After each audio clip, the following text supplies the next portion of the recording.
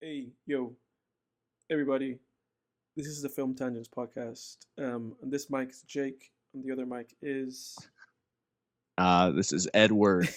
Edward, and I'm gonna give you guys my last name, my social security number, and my Dude, I would address, be so and surprised. everything, man. I would be surprised if you actually knew my social security address. I mean, the social security number. If you knew that, I'd be like, Yeah, bro, I'm gonna report you to the. I'm gonna report you to the yeah, police. we'd have some problems, man. Uh, Yeah, I had a friend like that, man, a long time ago. Remember where I was thinking, man, I was like, man, guy might, this guy might have my social security number, man. We don't know. did The he one who saw really? my bank account, remember that? Oh, that's He right. saw Oh, my that's bank right. account That's right. because he would like ask me to spot him for like drinks and stuff, and he was Yeah. like, "Dude, I saw your bank account. There's You got plenty plenty. in You got there. You plenty can in there. spot me." Yeah. I'm like, you know why I have plenty in there, dude? Because I don't give it away on an ATM. For everybody being like, why did he just say that? He's making a reference. He's making like an obscure personal reference to a guy that we know. Well, yeah, a guy with the worst Facebook posts of all time. Uh, If you're listening, stop, delete Facebook, please. I re-downloaded it today for like a minute just to see like what notifications I had. Like I'm in a neighborhood group chat, so I'm like, what's going on in here? Um, dude, in my neighborhood group chat, I pull it up today, and there's like the first thing I see is like a doorbell cam video, and mhm. here I'll read it. I'll read what it says. It says, "The young boy that flew on a dirt bike and almost run me over. Didn't slow down one bit. Someone's going to get hurt." And then I look at the video and it's like, dude, what a drama queen. It's just like the woman walking to her parked car that's parked on the side of the road. And then she's like, she's walking to the car. She kind of like she moseys over to like the driver's side door, and then she like looks, and this kid just goes by on a dirt bike, maybe at like 25 miles an hour. Yeah. It's like he did not almost run you over. But she posted it Shut with like up. video proof of Yeah, the crime almost committed. yeah, dude, it's exactly what we were talking about on the Dune 2 episode. It's just like, dude, people are so bored. They just gotta Yeah. post like It's like bullshit, bored with their lives. They what can want I some say? attention. Yeah, yeah. Oh my god. It's like, shut up, Even if lady. it's just for people to Did be like, not. even if it's just for people to be like, like not that big of a deal, just to argue with them. It's like, I'm gonna argue with you. What's a big deal? Oh yeah. Yeah. But Yeah, then you got the comments. Oh my goodness, this is so glad you shared that. Shut up, Jesus Christ.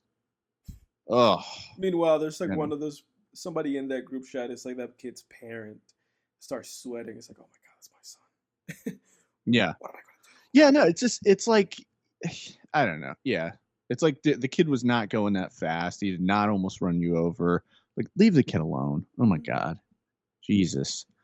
do? But Yeah, immediately deleted. Saw that, and and then saw immediately a deleted it post again. from. Yeah. Yeah, yeah. I won't say his name. We'll just call him. We'll just call. I was gonna actually say his name as a joke, but I'm not even gonna do that. No, I don't want to create work because you're editing this episode. I don't want to yeah, create work for you. yeah. But then I saw that post about not being an ATM, and it's just like, shut up, dude. All you're trying to do is like post about making people think you have a bunch of money. Yeah. And I immediately deleted Facebook again, and I feel good. I should delete Facebook. Oh, It's one of those. dude, It's one of those, it was beautiful. It's beautiful, it's man. one of those It's been things. deleted for like 2 weeks now. Really, I should do it, man.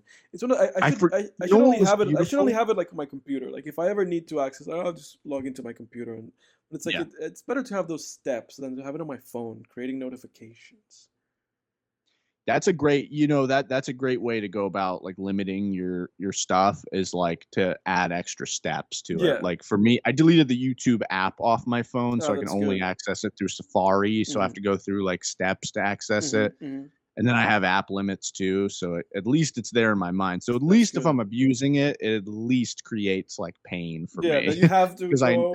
Yeah, well, and at least I know that I'm like if yeah, there's a thing that says time limit, Yeah. is up, Yeah. yeah, sure, I can just click ignore. But at Like least you I'm the know. master of my Yeah. phone, but at Right. least I at least it creates like pain in me to where that might, become too much in about 5 to 10 minutes instead of, 20 minutes, Right. right? Right. Um, but no, dude, I forgot that I had even deleted it. And when I realized I'd forgotten that I deleted it, I was like, oh shit, that's a great feeling. Yeah. It's so good. You Yeah. just to not see people's like And drama queen it's interesting bullshit. because you remember Ugh. you like remembering that you deleted it also like lets you know like I actually didn't need this to begin with. Like, this Yes. didn't need to be Oh there. yeah. It's so strange with me because I always go through this, I always like hover over it. I always hover over like, oh, I should delete it. And then I don't like something always like like overpowers me and I don't. Yeah. Even though I don't use it, like I don't post in it.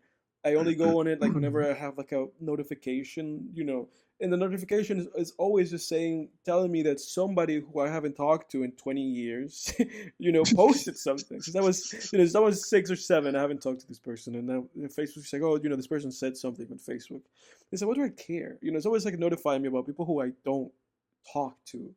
This person saying like something like this person shared a post that you haven't seen, and it's like, well, who gives a fuck? If I haven't seen it, like, why do I care? Why do I care?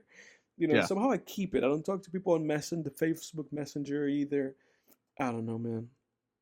I don't know. Dude, try it. Should do it. Just try it. Should do it now live on the podcast. Dude, you really should. Like, honestly, do do it. I'm doing Hell it. yes. Like, Oh, he's doing I'm it. doing it right now. Pulling out his phone. Yeah, because worst case scenario, man. Dude, if you really miss it. Oh, yep. It says remove Facebook ? And then you got to confirm it. Yeah, there it goes. Boom. Dude, Fuck you, Mark Zuckerberg. What do you think about that, Marky Mark? Yeah. Mark Z. Take that, everybody. Big Zuck. I defeated Facebook. I'll probably re-download Oh, dude. it. Welcome back to the welcome back to the real world, man. Holy shit. Yeah, it feels good. You're gonna wait till 2 weeks goes by and you realize you forgot you deleted it. Oh, you're gonna feel damn good, dude. Because you're not missing. I'm re-downloading it right now. Yeah. It's like I can't take it. No, because all you're missing is a bunch of just. It's like there's a few categories. It's drama queen bullshit, like what I just described, or like attention seeking. It's all attention seeking. The drama queen shit is attention seeking too. That's all it is, man. And we're all guilty of it. It's not. I don't never post on Facebook, but when I do, dude, it's one line. This is it. It's like 4 times a year. We're all guilty of it, but geez, man, if some people aren't freaking fiends for that shit. Ugh. Anyway, we're back, everybody. Distracted, like rearranging my home. Yeah, well, yeah, that's the thing. Once you get rid of an app, then your thumb, you got to retrain your muscle memory. Yeah. But we're back, everybody. A little bit of housekeeping.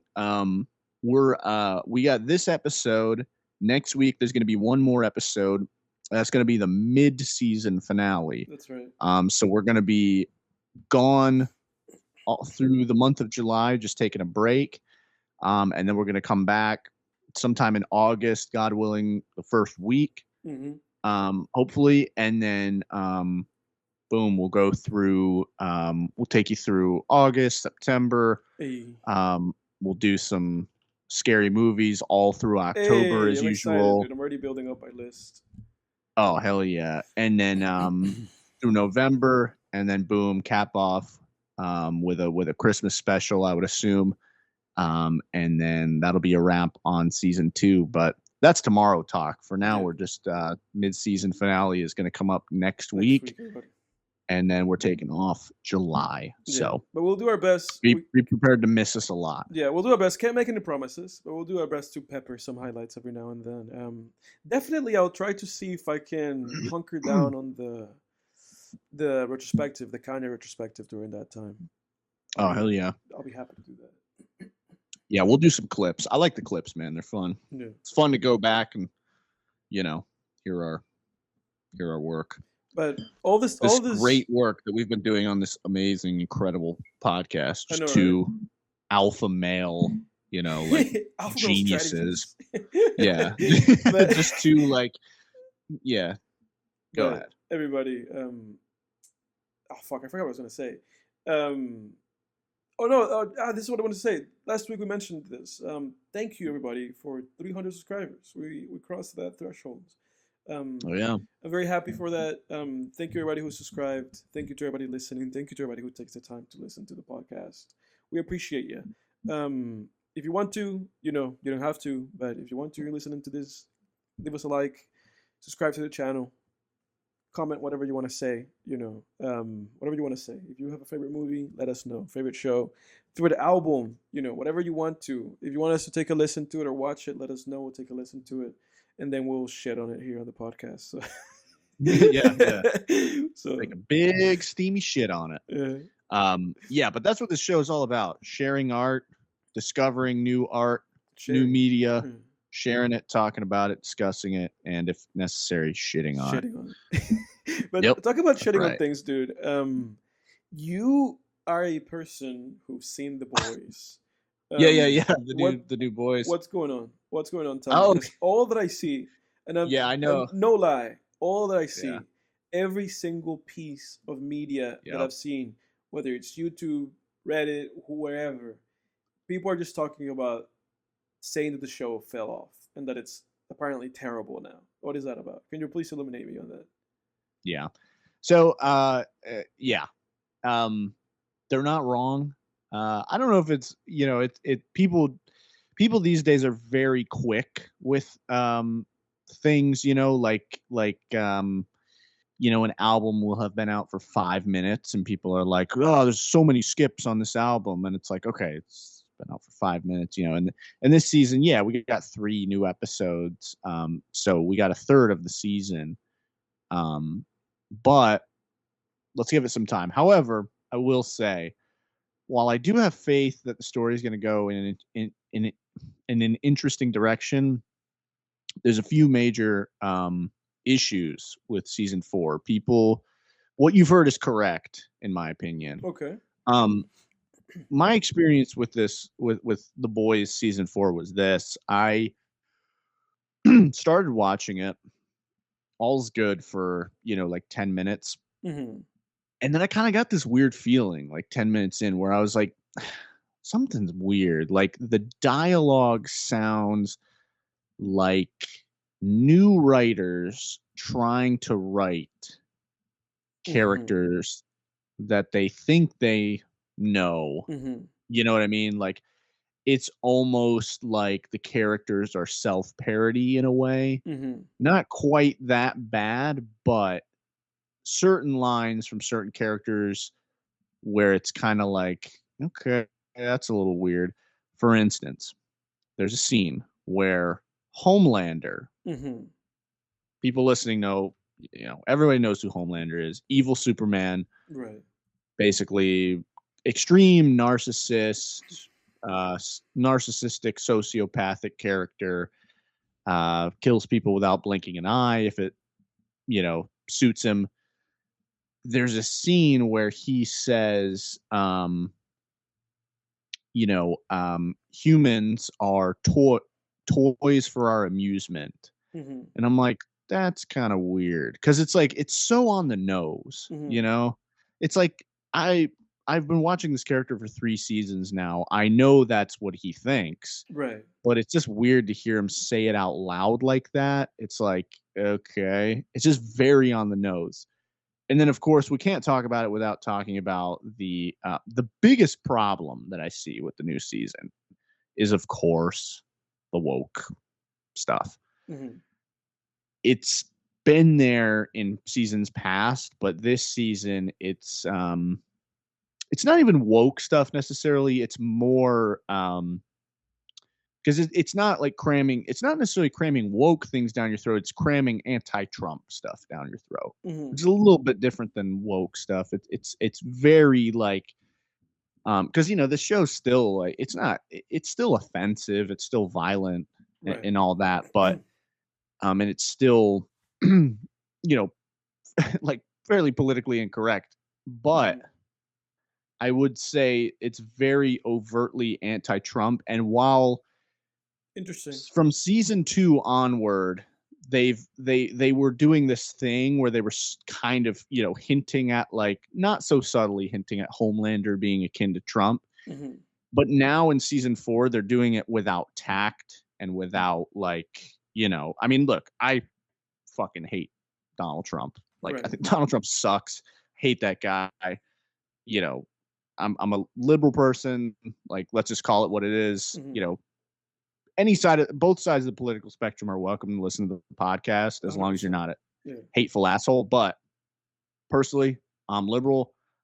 I hate Trump, but when you have a show where you start doing you start just very overtly um on the nose, making Homelander like almost literally Trump. It's like, Hmm. fuck, man. And like saying lines that Trump has said, and then having like characters say things like critical soup theory and defund the soups. The soups are short for superheroes in the show. Hmm. Hmm. It's just like there's literally a line where someone says like, they're telling a politician like, in exchange for our services, you're going to stop them teaching critical soup theory in school and stop the defund the soup movement. And it's like, oh my So god, it's like like very much Jesus. concerned with like the very much, it's like very much just making like, I guess, like analogies, and just changing words for things that are happening and being dealt with like right now. Yeah. Well, look at that line that I just gave you was a perfect example. I mean, listen, how uncreative is that line? Defund the soup movement Yeah. and stop teaching critical soup theory. It's Yeah. like, oh, you changed race for soup and Right. police for soup. Like, Right. it's just like, oh my god, like enough, man. Um, it's too much in this season, and that line was said in the same sentence. Like, it Hmm. was like, I remember when that happened, I was like, holy shit! Like, I was like, my brain, I can't even, like, it's really distracting. I think that's the word that comes to mind for me. Because again, it's like I share more politics with these writers than not. I probably share almost all my politics with these writers, Hmm. but it's so fucking distracting, and it's so on the nose. And whether it's political or not, on the nose stuff sucks, you know? So we'll see. Don't get me wrong, the first 3 episodes are still the plot moves forward in an interesting way. Um, you know, I'm interested to see where the story goes. Okay. It's not like a total pile of dog shit, but Hmm. yes, there are major concerns in these first 3 Is episodes that I this can definitely relate to people with people on. is this season 4 of the show? This is season 4, and then season 5 is going to be the last season. I heard So that. Yeah. Yeah. that gives me that was actually good news for me, because I'm like, okay, well, at least we know now that they're wrapping things up. They're going to take it in a, they're not going to keep this going forever, because that's one of the worst things when a show just goes on for too long. So Hmm. at least we have that. Unfortunately, we know that no matter how good a show is at the start, Game of Thrones, Yeah. it Game of can Thrones. become fucking horrendous. I mean, dude, Horrendous. I never in a million years, after watching seasons like 1 through 6 of Game of Thrones, Hmm. if you told me that would have a terrible final season Hmm. and like a kind of Seventh weirdly season. sort of good but kind of Kind of bad. concerning Yeah. season 7, but like a bad final season, Yeah. I would have been like, no fucking way. You're out of your Yeah. mind. No Yeah. way. But we know now that a show can go from, because we've seen like shows go from good to bad, Hmm. but Game of Thrones was like the best example of a show going from like great Great to to dog terrible. shit. Yeah. Yeah. Yeah. Like that, Yeah. and that we didn't really know was possible until Game of Thrones came Yeah. along. I mean, I'm sure there's another example before Game of Thrones, but so we'll see. Yeah. Anything can happen, but Anything can I happen. have faith, and it is founded on a very excellent first 3 seasons. It's One just thing I will go say that ahead. has nothing to do with the woke stuff is I also think what and this is more something that, I'm going to stay away from spoilers here, but this is more something that people who have seen the show could appreciate, but you could probably appreciate this with just maybe other shows have done this, Mhm. Edward, but like a lot of like really climactic stuff happened in season 3, and then things kind of go back to the status quo Yeah, in the yeah, first episode of season 4. yeah, Everything seems very status quo and comfortable and yeah, consequence free, yeah. and it's kind of like, okay. And for people who have seen the show who are listening, again, keeping it spoiler free for people who haven't seen the show like Edward, but for people who have seen the show who will know what I'm getting at, like, like in season 3 they gave us Soldier Boy. Now he's not present in season 4. Mhm. So it's like, well, and again, that's not a spoiler. It doesn't necessarily mean he's dead. Doesn't mean he's not. I'm just throwing that out there. This, you can look it up on IMDb. The actor who Mhm. plays Soldier Boy is not in these 3 episodes. Mhm. So I don't know, who knows what's going to happen, but you know, it feels like a step backward. Certain characters were able to do certain things in season 3. Now they can't do them anymore in season 4. Mhm. Feels like we're going backwards. Mhm. So it's almost like, hey, look, this isn't a sitcom. This ain't The Simpsons. Like, this Yeah. is a drama. Yeah. The point is that things are supposed to change over time. So why does everything feel like it looks and feels this? It looks and feels the same way it did in season 1. Yeah. Kind of annoying. And So you know that to me, that's another issue. and you know that you know that you know that for me that's been a huge issue with television for a long time. Like Yeah. that is to me that to me has been the biggest pet peeve that I've had with television. Just like that television and TV shows a lot of the time feel like they should have ended a couple seasons ago. It's Yeah. like the story's sold, and I understand that it's difficult with television because it's like these projects become people's livelihoods, and I know Yeah. that then it becomes difficult to end the show, and I think for a lot of creators, then it becomes difficult to justify not end, like, you get what I'm saying, like, because it's like, Yeah. because I feel like keeping your crew like employed and fed becomes like priority over, I guess, like craft and narrative. And you know what, man? I can applaud that. Obviously, there is like an element of that that is very Yeah. arduous and good, but It's a you know, conflict of art versus business. exactly. Because again, you have a crew. Your crew has families. If you have a show that's going for years, and that's years of employment for these people. And it's like, but it's rough because it's like you say though, because it's like sitcoms, something like The Big Bang Theory that I think went on for like 18 years, 15 years. Something like The Big Bang Theory, right? It feels like stuff like that is in a way kind of like where that 12. exists. Like it feels like that's where that exists. Like this idea of just being like, this is a thing that's just gonna go on forever. Every Yeah. season we're back to zero. Every episode we're back to zero, unless it's like a two episode like thing. In which case, Yeah. in episode 3, we're gonna be back to zero. So Right. it's Right. like it's strange when you see it kind of affect, like dramatic storytelling, like The Boys, which seems to me like to be something like Game of Thrones or like Breaking Bad, where it's like there's a clear like ending to all of this, and then making it go longer than it has to will just make it so the legacy of this whole thing kind of falls apart. It's Yeah. difficult, man. Like I said, like I feel for the showrunners because I know that it's not an easy decision to end the show, but yeah, it always affects just the quality of Yeah. it though. Yeah. You know. Well, and that's one of the reasons Breaking Bad was revolutionary was, Yeah. I'm not saying it was the first show to do it, but it may They well ended have been it. the Yeah. well, yeah, because it was one of the earlier shows. Again, someone's going to be like, "No, it's such and such a show did it before that." I understand, but I'm saying Breaking Bad was one of the forerunners of TV shows that felt like each season was a new season. It was Mm-hmm. different, and Mm-hmm. we're heading toward a finish line. There is like a light at the end of the tunnel. Like we're going somewhere. Um, again, take a shot every time Jake mentions these shows, but Hannibal's like that. Hannibal was fantastic. Hannibal's only 3 seasons. Um, each season feels like like the same show, but a completely different. It's like we're in different places. The characters are in different spots. Mhm. There's 2 like kind of comic relief characters in the first season. They're like forensics analysts. Dude, they're barely in. They're not in Mhm. the 3rd season at all until like I think the final episode or like one of the final episodes, and it just felt like.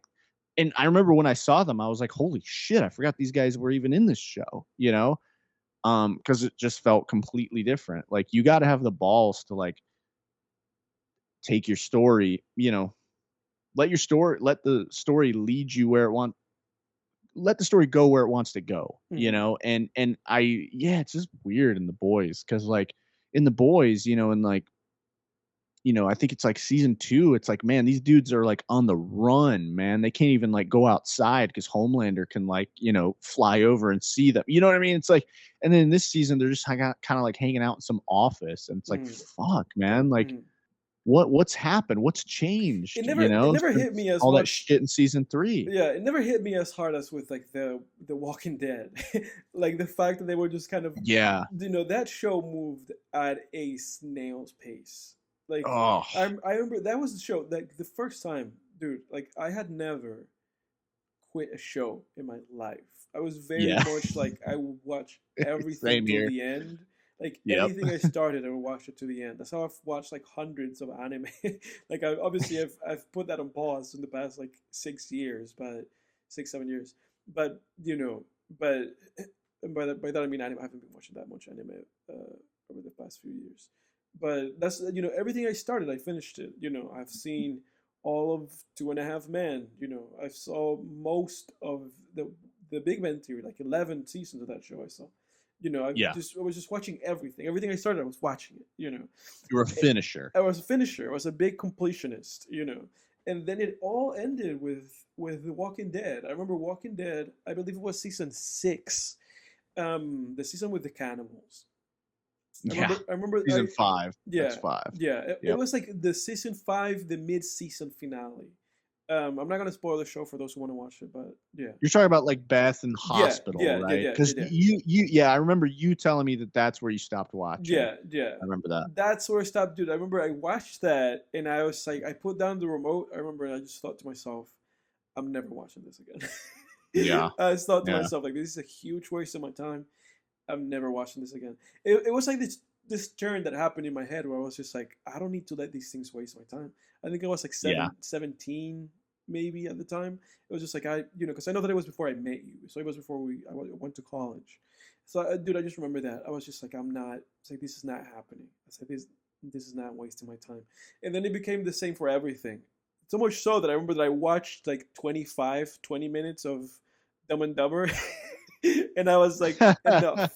Yeah, yeah, yeah. It even extended to movies where I was like, I'm not going to finish this movie. This is Yeah. over. Like I've seen enough. I don't like this. This is done. Yeah. Yeah, yeah, man. Mm-mm.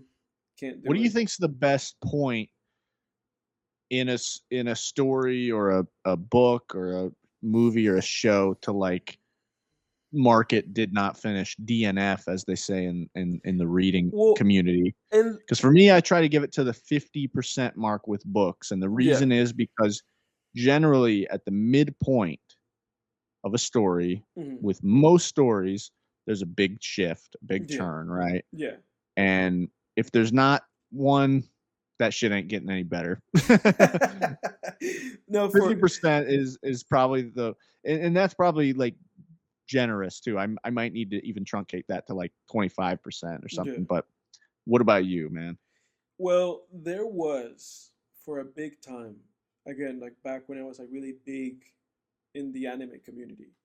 Um, there was a time where the acknowledged number of episodes, like the agreed upon like consensus was like, oh, 3 episodes. That was what people were saying. Like, 3 episodes of an anime. An anime episode is about 20 minutes. It's just like for like it's less than half an hour. that at the time that was the consensus. Like you watch 3 episodes, if the 3 episodes didn't hook you, you're out. I feel like it's like a decent enough rule of thumb for like a half-hour TV show. Like if you watch a couple episodes and you're just not in it. I feel like if you watch the first episode and you're not in it, that's kind of it. Because it's like at the end of the Yeah. first, I feel like the first 2 episodes, it's like the first episode is gonna be the episode that's supposed to give you the hook. Like the episode that's supposed to introduce the world, introduce the characters, and then introduce the catalyst that's gonna change his characters' lives. And then the second episode is obviously the episode that's going to then build upon that, this new world of the character. I feel like if you get through 2 episodes of a TV show and you don't, it's not for you, it's not for you. And a lot of those shows that are like an hour long shows, I was out of there in the first episode. Like for Yeah. Westworld, dude, like Westworld, again, I remember Westworld, we took a fucking TV class. And I Yeah. watched Westworld, and Westworld, again, very classic setup. Here's the world, you know, doing a bunch of world building, and then it just kind of flips the script on you, and it shows like, oh, actually, this is the circumstances of this world. This is the world that you're messing with. This happened, but it has no consequences. It's all a game. It's all, these are robots. And that's the big reveal at the end of the episode. It's like it's a Western world, but it's robots. And Yeah. so I remember when I watched that episode, I was like, "This is ass." I was like, I never have to watch this again. Like, I know. and I haven't since. I watched like half episode 2 because I was like, "Let me give episode 2 a shot and see what." And then I was like, "That's enough." Oh, did you? I didn't know I that. went back to it. I And didn't watched, even give episode 2 a try, man. Fuck. I went back and watched half of episode 2, and I was like, "No, this is lame and boring." Yeah, it And sucked. so that's my perspective. Like, if you watch I feel like I feel like it's good. I feel like it's cool to watch like the first episode of a show. With The Walking Dead is the episode from normal world to the zombie world, and it's like, does that hook you?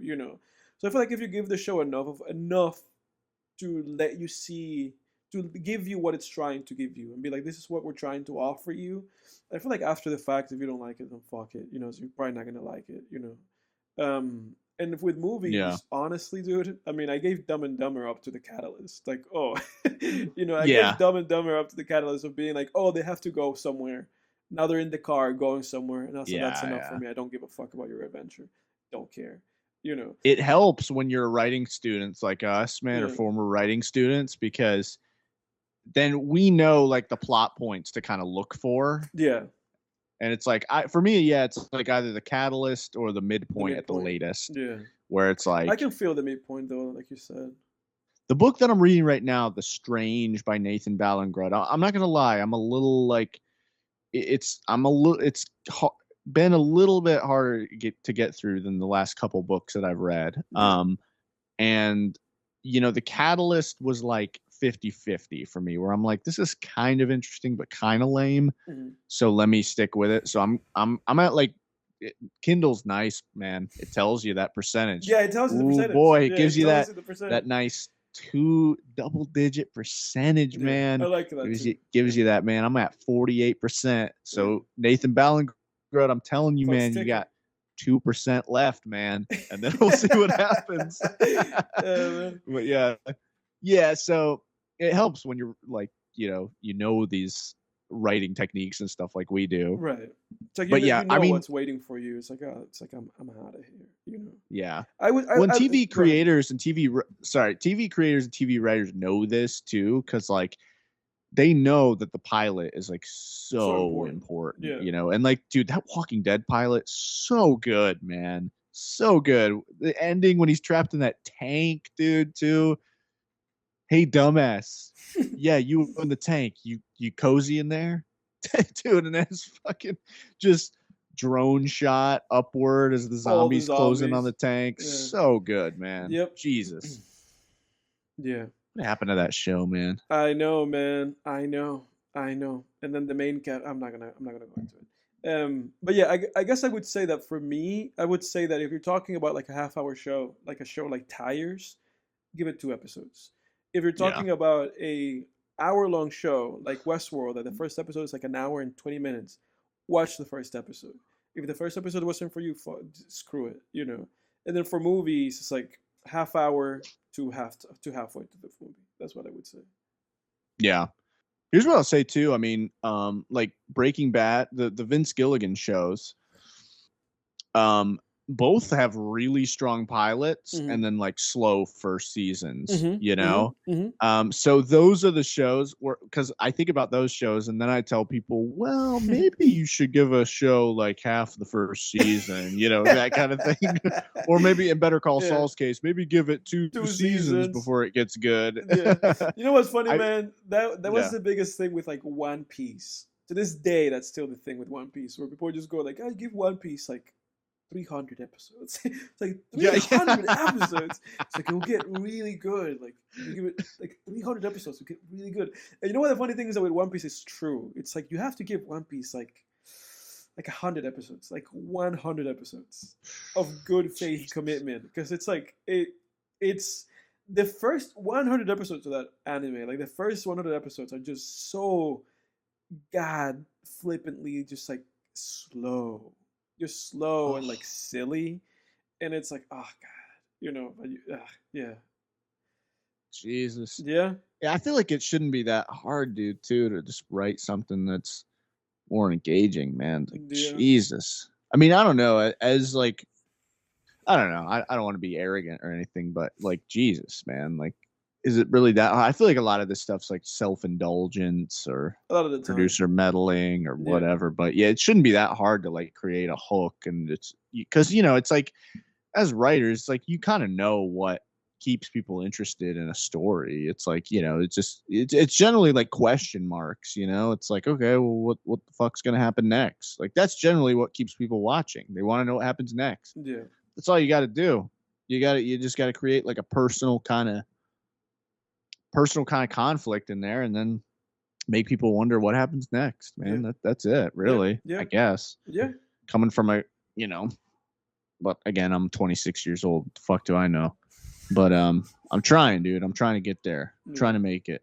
yeah, But yeah, I mean, yeah, it's tough, dude, too, because like some shows, I mean, I was like I was at a cookout, kind of like a little barbecue on Louis Friday. making his guest appearance. Yeah, yeah, it's Film Tangents featuring Louis. Louis. Mm. Louis barking, which is undoubtedly unheard in the final recording here. But I was at like a poolside barbecue Friday night, and I was talking to someone there, and we were talking about Breaking Bad, and of course I asked, "Have you seen Better Call Saul?" And of Mm-hmm. course, I never got into it. It's Mm. always the same thing. Yeah. But dude, you know what I thought, dude? I was like, fuck, man, I understand. I get it, dude. Because god damn, those first two seasons of Better Call Saul, they really shot themselves in the foot. Yeah. Like, is the dialogue fantastic? Yes. Is the character writing fantastic? Absolutely. Is like, are the themes there? 100%. Mm. But god damn, if that plot ain't slow as Slow as fuck, fuck, dude. Slow man. as fuck. Like Jesus, man. And I've always said this, man. I think they're critical mistake because I rewatched the show a couple years ago because my mom wanted to catch up before the final season. Mm-hmm. So I I rewatched the remember. I show remember when you had to do that. with my parents. Yeah. My dad and I had watched it all the way through. And my mom wanted to catch up so she could watch the final season with us. And funny enough, my mom actually like really loved like, the first few seasons. I think my mom actually liked the first 3 seasons more than the latter 3 because the Mm-hmm. latter 3 had like more violence and They get crime in more it. intense. Yeah. Yeah, and my mom's like my mom's like a sensitive person to media. She hates horror movies. Like Mm-hmm. she will not watch a horror movie with us. Like Mm-hmm. dude, even like Scream is like the most benign horror movie ever. She won't even watch that. Mm-hmm. Like she does not like gritty kind of stuff like that. Yeah. And but just from my perspective when I was watching it, it didn't hit me before when I had watched it in real time, but watching it in like a binge fashion, I was like, they did not use Nacho enough. Yeah. They Dude, didn't. he is in Yeah. like 3 episodes in the first season, Yeah. and he's in like maybe 2 in the second season, Yeah. 3, and then he doesn't appear in the third season until like 3 episodes in. Yeah. Dude, that was their critical mistake if they. And then, dude, I said this before. In the final season, in that scene in Point and Shoot where Jimmy says, "I barely know Ignacio, I barely know Nacho," I'm like, what gives with that? Yeah, you're right. You're What right. gives? Yeah. It's like And they should have had storylines together all through those first couple they should have seasons. made it like more, in a way, I guess, like more poetic or like more resonant, that moment where, like you said, it kind of felt like, yeah, he doesn't really know that guy. Yeah. Yeah. Yeah, and I remember just being like, what? I was like, why? They should have been like Walt and Jesse in those first few seasons. Maybe not that close, No, because then but you'd have enough. the plot. Yeah. Then you'd have the problem of, well, why is Saul then saying it wasn't me, it was Ignacio, and selling him upriver? I get that. You couldn't make them too close. But have more episodes between the two of them. But literally, dude, Nacho, like Jimmy and Nacho, they have that whole debacle in the first season where Nacho's locked, in custody. Jimmy gets him out. Dude, they don't interact again until season 5. Damn. When Nacho picks him up to take him to Lalo. Damn. And Jimmy says, like, Ignacio Varga, long time no see. And it's just like, well, yeah. What the fuck? What the fuck's going on? Yeah, they kept their threads separated for way too long, man. Yeah, because Nacho was a key element of Better Call Saul, because he was one of the characters like Kim and Howard where you didn't know what happens to him, dude. So if you got people invested in Nacho in season 1, you could have kept so many fans, man. I'm telling you. But it was difficult, man. Like, recommending that show is so difficult because it's like, it really is. Somebody sits down with you to like watch it, and it's like they're not gonna make it. They're not gonna make it. I know. So I remember at the time that I was watching.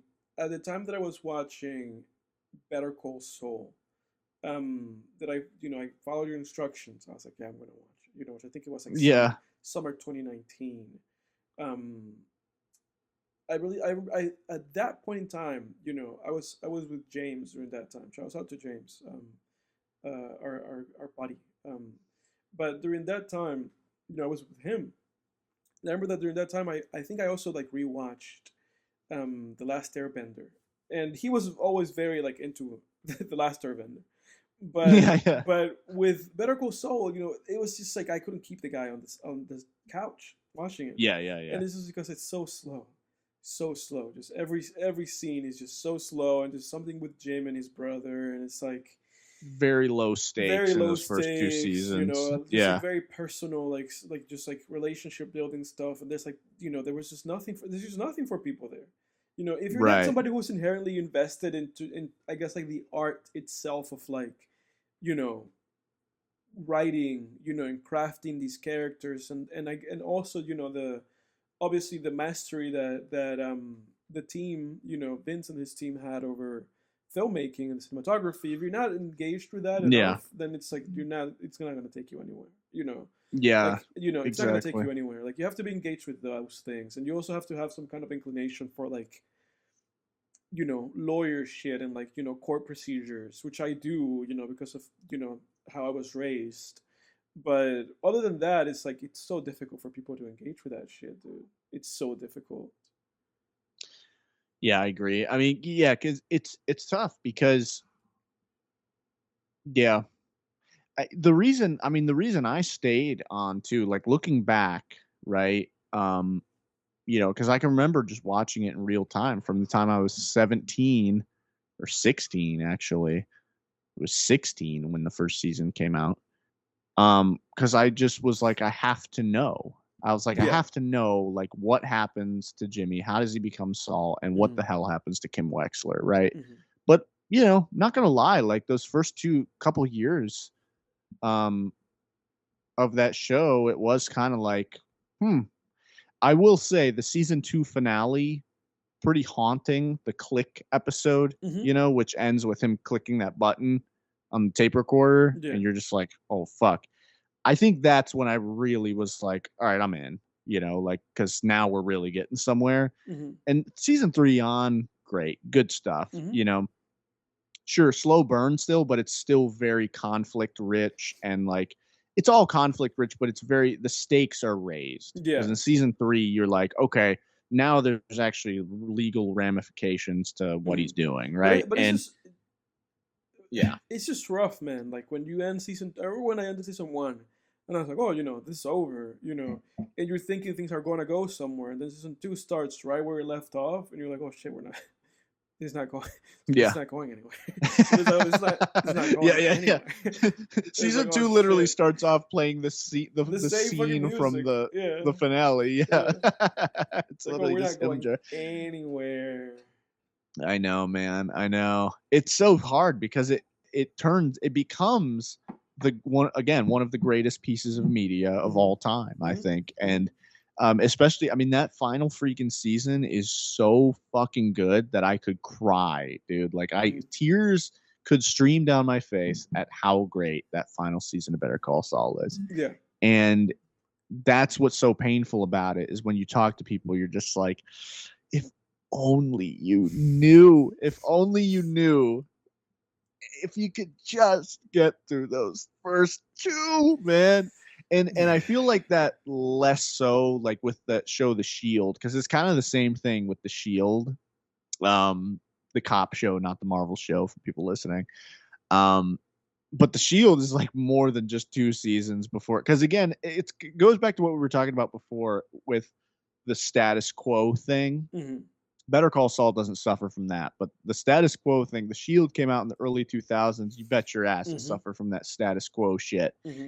And it's not until season 5 where things really begin to like, become like, okay, we're actually entering territory where there's going to be consequences that are going to alter the fabric of the show Mm-hmm. and make the show unrecognizable, It's like in the 5 sense of seasons. like, right, but it's like, yeah, holy shit, it took me a damn long time to get there, I'll tell you that. Yeah. And I think the only reason I stuck with that show was just because of how entertaining, like, the character Vic Mackey is, and like, but yeah, man, god damn, like that is one of TV's big weaknesses, that it, unfortunately, in terms of, to kind of wrap it up, like, Mm-hmm. in terms of The Boys, as evident from the new season of The Boys, TV has not quite yet beaten that sickness. Mm-hmm. It has started to, but we're not quite there yet still. Yeah. Yeah. It's just so easy to do. Yeah. It's just yeah. It's yeah. It's unfortunate, but that really has been like my biggest gripe with television for the longest. I mean, you know this. It's been the Yeah. gripe that I've had with television for the longest time. That's why I don't watch that much television, because I'm always just so disappointed. I'm always so disappointed, dude. Television disappoints me like nothing else. Yeah. Yeah. I'll say too, like, another show that I think is great, and great about not going back to the status quo, is that show Mr. Robot that I watched last year. Mm-hmm. That's good shit, man. That Mm-hmm. that hovers around my top 5 TV shows. Mr. Robot with Rami Malek. I'll be back. Yeah, that show. I mean, if you want to talk about a show that's like unrecognizable each season, I mean, and again, when I say unrecognizable, I'm talking like a show needs to still. That's the other thing. You can't jump the shark either. It has You to have got to its stay identity. like true. Yeah, you got to stay true to the show's identity. So yeah, it's like it's a balancing game. Mm-hmm. But it's not that hard, I mean, it's not hard to not jump the shark either. It's a pretty, I think it's a pretty like easy dance to keep things evolving and keep the plot developing without jumping the shark. I don't think that's like a thin line at all. Have you looked into whether or not the writers for the show The Boys are the same writers? Pretty sure they are, because I Really? don't think the writer's strike happened until after the show was, written, mostly filmed. Okay. Let me see. Because I say The that Boys TV show change writers. I say that because Someone on Reddit said, "Is season 4 entirely new writers?" yeah, that's what I'm saying. Because the thing That's is what that it feels like. the thing man. is that famously, that's what happened with Rick and Morty at the end of season 2. Yeah. And then I feel like most people would tell you the show was never the same after that. Like season 1 and 2 were written by the same group of writers, and then the show was just not promised. Like the biggest thing that fucked up Rick and Morty was the fact that Adult Swim and Cartoon Network would not they wouldn't commit to the show, you know, like they wouldn't commit to Rick and Morty, Mm. and then they committed to it too late because then by that time that Rick and Morty was going into season three, you know, at the end of season two the show had not been renewed. It was not renewed for a new season, and then when the season two ended after the fact, they renewed it for a third and fourth season, I think. And then at the end of the fourth season, I think that's when they did like they basically were like, we're gonna just do this forever because I think it got renewed for like 77 episodes or something like that, or like 100 episodes. Yeah, yeah, But at the end of season two, for those who don't know this Rick and Morty lore of how Rick and Morty fell off, um, they were not renewed. The show ended, and all the writers were poached. Like Disney and Nickelodeon, like they just poached the writers and took them to other projects. Like their head writers, like the strong writers that they had initiated the show with, had to go to other shows, and they couldn't blame those guys. Those guys have families, and kids and things. They have lives. You can't be like, oh yeah, I'm gonna hold out, in unemployment to see if Nickelodeon or whatever, not Nickelodeon, Cartoon Network and Adult Swim like actually renews the show. They yeah. lost a bunch of people, and then they had to make do with new writers, and then the show was never the same after that. It's rough, man, because that's obviously the same thing that happened to The Simpsons. It was like 7 seasons of just having Conan and all these other guys there, and then they all left, and then the show was never the same. And it's like it. Unfortunately, that's just the what happens to television, especially when you have shows that are made by multiple people at the same time. When you have like a bunch of writers. Like I feel like there's shows that could have just never happened to, like Breaking Bad. It's basically fucking Vince Gilligan and then the other guy. I forget his name. Yeah. Yeah. So, but it's like Yeah, exactly. but with shows like that necessitate like a specific group of creative people working at the same wavelength, it can just fall off like nothing else. Yeah. Oh, for sure.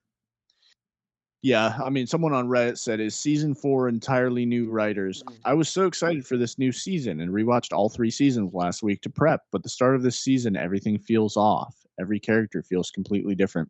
I don't know about completely different, but they do. I agree. It feels off. Like Mhm. there's like it's like someone, just nudged it a little bit, and I noticed it within the first like I don't know, maybe like 15, 20 minutes of the show. Mhm.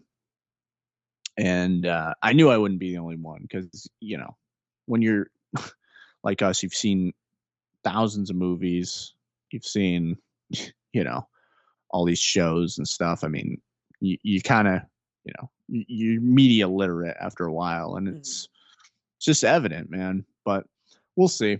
But yeah, it makes for an interesting discussion, that's for sure. Yeah. Yeah. But I don't know. I guess we get into our recaps at this point, Yeah, let's do it. unless there's something else you wanted to go No, into. that was like my biggest thing, dude. I just every like I'm telling you, every time I went somewhere and it was like a media related thing, it was just people being like the boys fell off. People saying something along the lines of like, they introduced like a That's funny. character. People saying that there was like a character that was supposed to be like the smartest character in the world. And people were Yeah. just Yep. complaining and being like, whenever there's a character like this, it's always just as smart as the writers, which is true. Um, Exactly. Yeah. Yeah. just those complaints. I was just seeing so much of that I was like, I have to talk to Jake about this because I needed to know because hmm there's other people on the other side. I've seen people basically saying the show is as good as it always was. People are, and then just shitting on other people for saying like, oh, there's, now it's just basically showing you that it was making fun of you or something along those lines. It's hard to. Yeah, it's hard to say So because I could see. yeah, I I could see that it could just be because we've been waiting for this season for 2 years now, yeah, and it could be like expectations because it could very well be that if you go back and watch and pluck the first 3 episodes out of season 1, 2, or 3, mhm, it could be a very similar experience to this season, and it's just sort of like a, you know, I don't know, some kind of recency bias, but mhm, mhm, negative mhm, recency bias, I mhm, guess, or like just expectations being high because we've waited so long. But one thing I really don't think is arguable is the idea that we've gone back to the status quo in this season. I mean, that's inarguable. You could argue that that's not a weakness. I think it's a weakness because of how climactic things were in season 3 and how active everything felt in season 3. And now in season 4, it's just like, oh, we're kicking back in the CIA office and let's go on another adventure. It's just like, you know. But yeah, we'll see, man.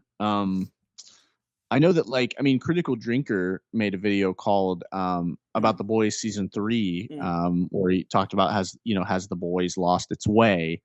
And I remember when I didn't even watch that video, but when I saw the title, I was like, dude, you're crazy. Which, granted, I didn't hear any of his arguments because I didn't watch that video, but I'd be, I know he's gonna have a field day with this.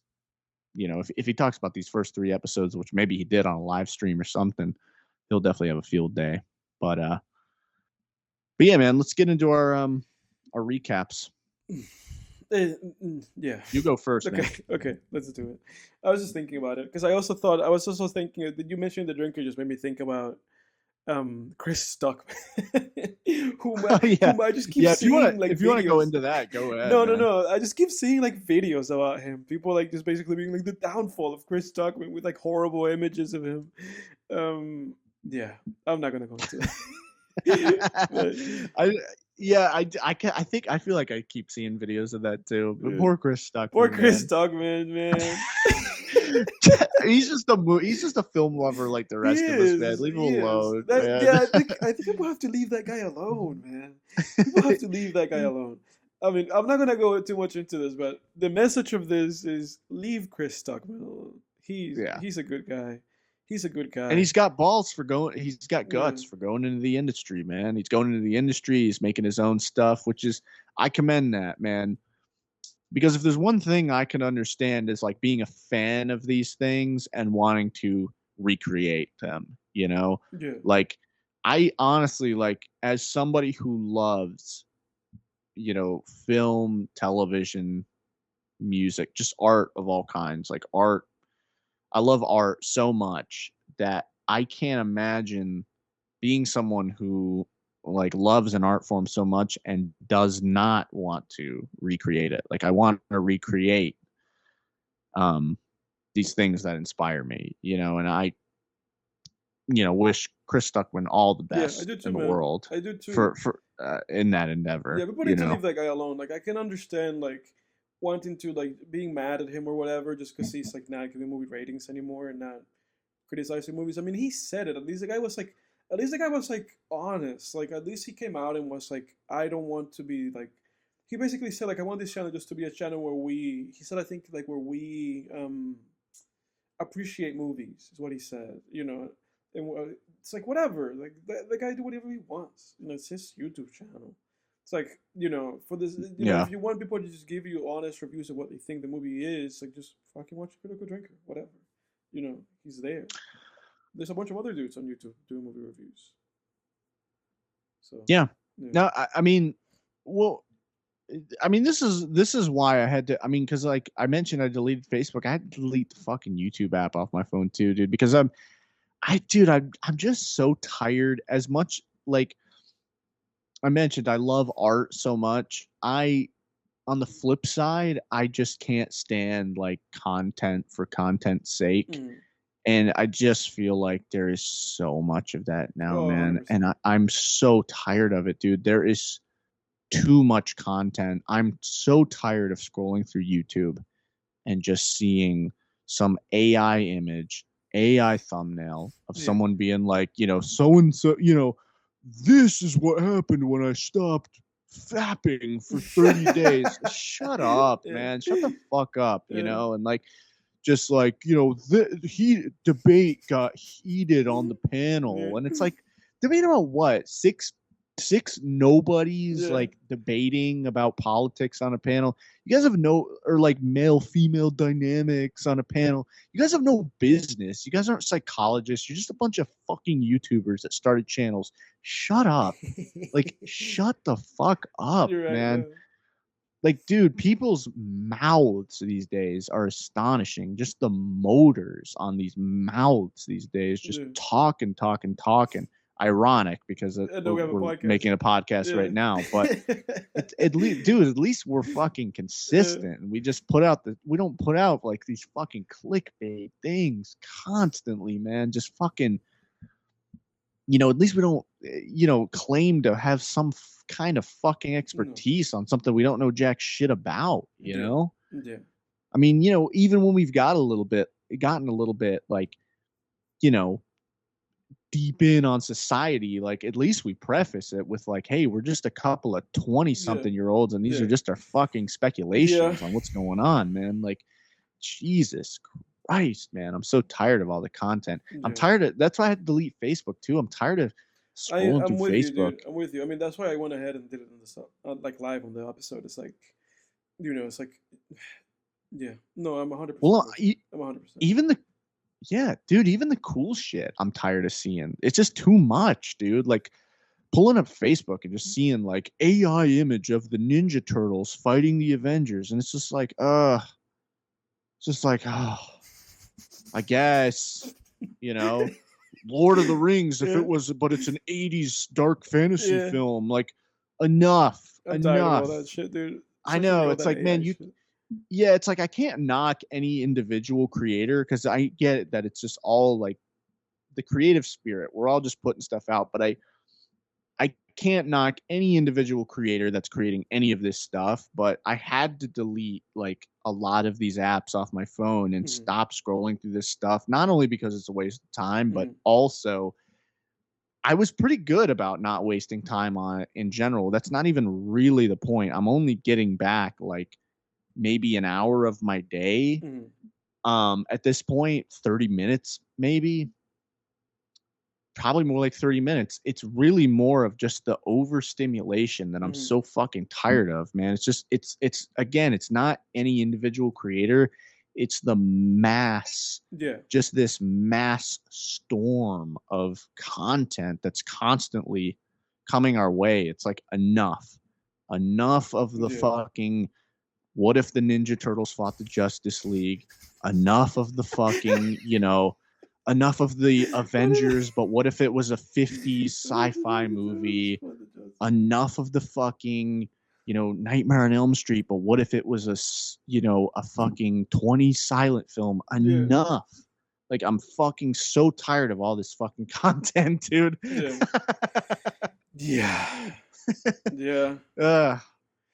just, anyway. No, I'm with you, dude. I'm with you. Respect to Chris Stuckmann. Stick to your guns. Yeah, and enough with the fucking clickbait videos of tearing people down, man. Like, Chris Stuckmann's got a major problem. Yeah, exactly. Oh, what's his problem? I've seen so many of those. Fucking... I've seen so many of those.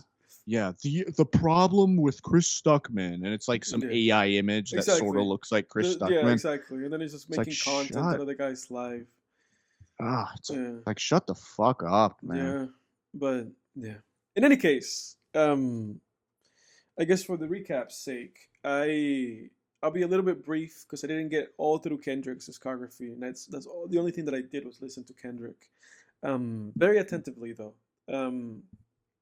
Paid very close attention to Mr. Lamar, but yeah, let's get going with it. I listened first to Overly Dedicated, which I did this because of you, because I didn't actually know this existed, but then I saw that it was on Apple Music. It's apparently a mixtape of his, so it's not technically, I guess, like his first album, but his first mixtape under Top Dog Entertainment. Schoolboy Q is in here, a couple interesting people, Absol's in here too, and let me see, a handful of producers, Kendrick Lamar being one of them. And Dre, I believe, has no production credit on this. No, he doesn't have any production credit. Interesting album, I have to say. Overly Dedicated. Came out in 2010. Interesting album, man. this is where the heart part two is in this album. I don't know where the heart part one is. I would have to listen to that. But the heart, there's like this whole like the heart part thing that he's been doing as albums come out. Part of this like kind of project of singles that he has going on. But I have to say, the first song too is produced by The Roots. I have to say, when you listen to this mixtape, it kind of gives you an idea of a lot of the things to come because this mixtape is very funky, and there are a lot of songs that are very jazzy, or there's just like a big jazz kind of influence on them. A lot of jazz rap and a lot of like this funk rap. So I can clearly see how this led to specifically to Pimp a Butterfly, which is like heavy with that. So Interesting. I can just kind of see like where he was coming from, like the things that were in his head, the ideas he was playing with. Um, just a very interesting mixtape. 14 songs, and pretty good, I would say. The Hard Part 2 with Dash Snow, I thought it was pretty good. Growing Apart with Janae Echo, I thought that was like actually a very good song. Just kind of, there's no overarching, I would say, like idea with this album, whereas obviously Good Kid, Mad City, and To People Butterfly are concept albums. With this mixtape, it's really just more so, it feels like it's just kind of him trying to prove himself and be like, hey, I can make a long project. I can make good songs. I can make cohesive songs, and I can keep somebody like entertained for the length of an album. So I thought it was pretty good, honestly. Like if I were to rate this, I would give this something like a 6 out of 10. I feel like it's like a decent like place for this. But again, Growing Apart, thought it was pretty good with Janae Echo. Ignorance is Bliss, which is the song after that, thought that song was also pretty good. Let me see. The number one thing that came out of this album for me in regards to Kendrick is Kendrick's ability to, and if you listen to this, you'll get what I'm saying. But Kendrick has this ability of making hooks that you would, at first, when you hear it, you would be like, this is kind of ass. And then Yeah. by the second time you hear it, you go like, oh, this actually works. Like a lot of these songs started in the first 30 seconds. I was like, I don't like this. And then I would end up being like, actually, I really do like this. This is actually pretty good. Um, Something about him, he's just so fascinating because it's like all in his delivery, which makes me think to myself, like, just listening to this mixtape makes me think to myself, like, why did Drake pick a fight with this guy? Like, why did he pick a fight with this guy? Because he's so good at performance. Like, he's a really good performer, and he really acts out his songs in such a way that I don't think I have ever heard from another rapper other than Eminem. Like, other than Eminem, I don't think I've ever heard another rapper go to the length that he does in terms of vocal performance and inflections, like vocal inflections. Obviously, Eminem has a big impact on him, and I mean that's clear that Eminem is like a big impact on Kendrick, um, and it just comes across like so crystal clear. I know that he has that song in the latest album, Mr. Morale, where it's like a clear like Eminem, like the Kim song that Eminem has. Um, but we'll get to that when we get to it. I don't remember the name of that song, but I thought it was pretty good. BNP with Absol is pretty good. Michael Jordan is. I have to say that I thought that was the worst song in this album. Song number 6, Michael Jordan.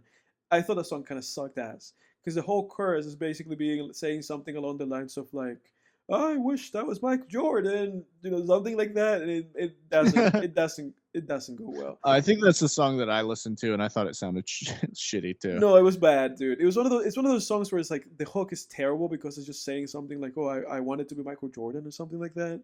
And it's the first song in this album where I was like, "It doesn't work." I was like, "It doesn't work." Like you've gotten away with it. "Alien Girl" is the song where he was like really kind of tittering and like not getting away with it. Of me being like, this hook is really bad. you know. But then Michael Jordan was the song where it was truly being like, dude, this hook sucks ass, and you cannot save it. You cannot save this song. Yeah, Um, yeah, Other than that, though, pretty decent, just decent mixtape. Um, and then Section 80, the very next album, first album. under what is it? Under Top Dog Entertainment. Let me see. Debut album, yeah, by Kendrick Lamar. Following Overly Dedicated. Let me see. Producer Dave Free. J Cole has production credit on this thing. Let's see. I thought this album was pretty good. Um, I thought F Your Ethnicity was pretty good. I thought Hold Up was pretty good. ADHD was pretty good. Um, ADHD is a classic, I man. did Love not. that song. Yeah, no, ADHD is pretty good. I did not like No Makeup. I had issues with that song because I felt like it's kind of one of those songs like I'm never a fan of these like weird like dude making a song about women, especially when they don't know or understand specifically women, and I feel like Kendrick is like guilty of this here. Because the song, I mean, you can probably tell by the name of the song, it's called No Makeup. It's basically like You Don't Know You're Beautiful by One Direction, you know. Oh yeah, Or yeah. any Drake song.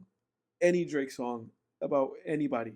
Like Drake's the biggest culprit of this. This is part of why I really dislike Drake as a rapper. Because in his albums there's always like 3 or 4 songs like this. Just like patronizing women, and it's like, dude, what are you on? Like, what are you on? It's like it's one of those like weird. It's like one of the weirdest. Like, you have actually no empathy as a human being because you clearly don't understand anything about women, and you think you do, and you're patronizing them. Yeah. And this is Kendrick being guilty of that to a lesser extent, because obviously he has more finesse, and he tries to kind of add a little bit more to it, not just the whole makeup thing. He tries to add like a domestic violence thing over it, but it's still guilty of basically the same BS. So I'm not Yeah. gonna really forgive him for it. Thankfully, he doesn't do it again after this, as far as I know. But yeah, not a good song. Pretty bad song. Um, Let me see. Blah blah blah. Ronald Reagan era. His Evil is pretty good. Bo Man's Dreams featuring GLC, also good song. Let me see. Keisha's song, Her Pain, good song. Kush and Corinthians, I thought that was also a pretty good song. And then Absol's Outro, I thought that song was great. And that song is one of the songs that really emphasizes where Kendrick's mind was. Because even though Section 80 is not through and through like a concept album, it still has a concept running through it, and it has like this ongoing narrative and ideas that are going through the album. And the Absol song is really great because it's just this song full of just this frenetic like free jazz. Like, it's just this jazz song with like this free flowing jazz, and Absol is just going crazy over it, and Kendrick's coming in every now and then. High Power is a good way to close the album. I thought it was pretty good. Yeah.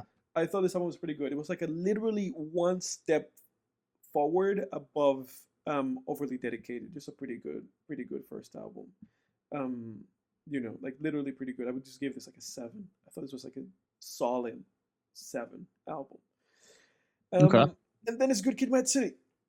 Album number 2 came out in 2012 for Mr. Kendrick.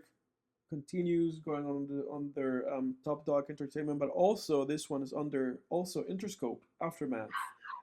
This is the one where Dr. Dre becomes a big influence and becomes like a very clear like narrative through line for this album. Um, because Dr. Dre also he executive produced this album, and there is like very clear just like sounds like these all this like there's a lot of like West Coast sounds and West Coast like pride and West Coast like classic beats and riffs that become part of this album that it's very clear that Dre had a big influence over that. Um, Yeah. this album speaks for itself, man. I mean, someone speaks for itself. I mean, just let me. I'm gonna just go one by one of the songs in this album. I'm gonna say one by one. I'm gonna say the songs in this album.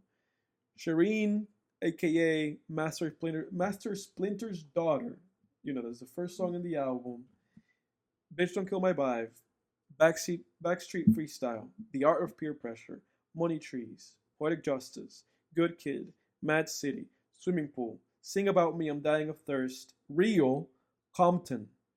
I mean, I don't. Dude, that's an insane list that you just rattled off. It like you really realize like how many freaking classics are on this I mean, album. Holy what am I shit. supposed to say?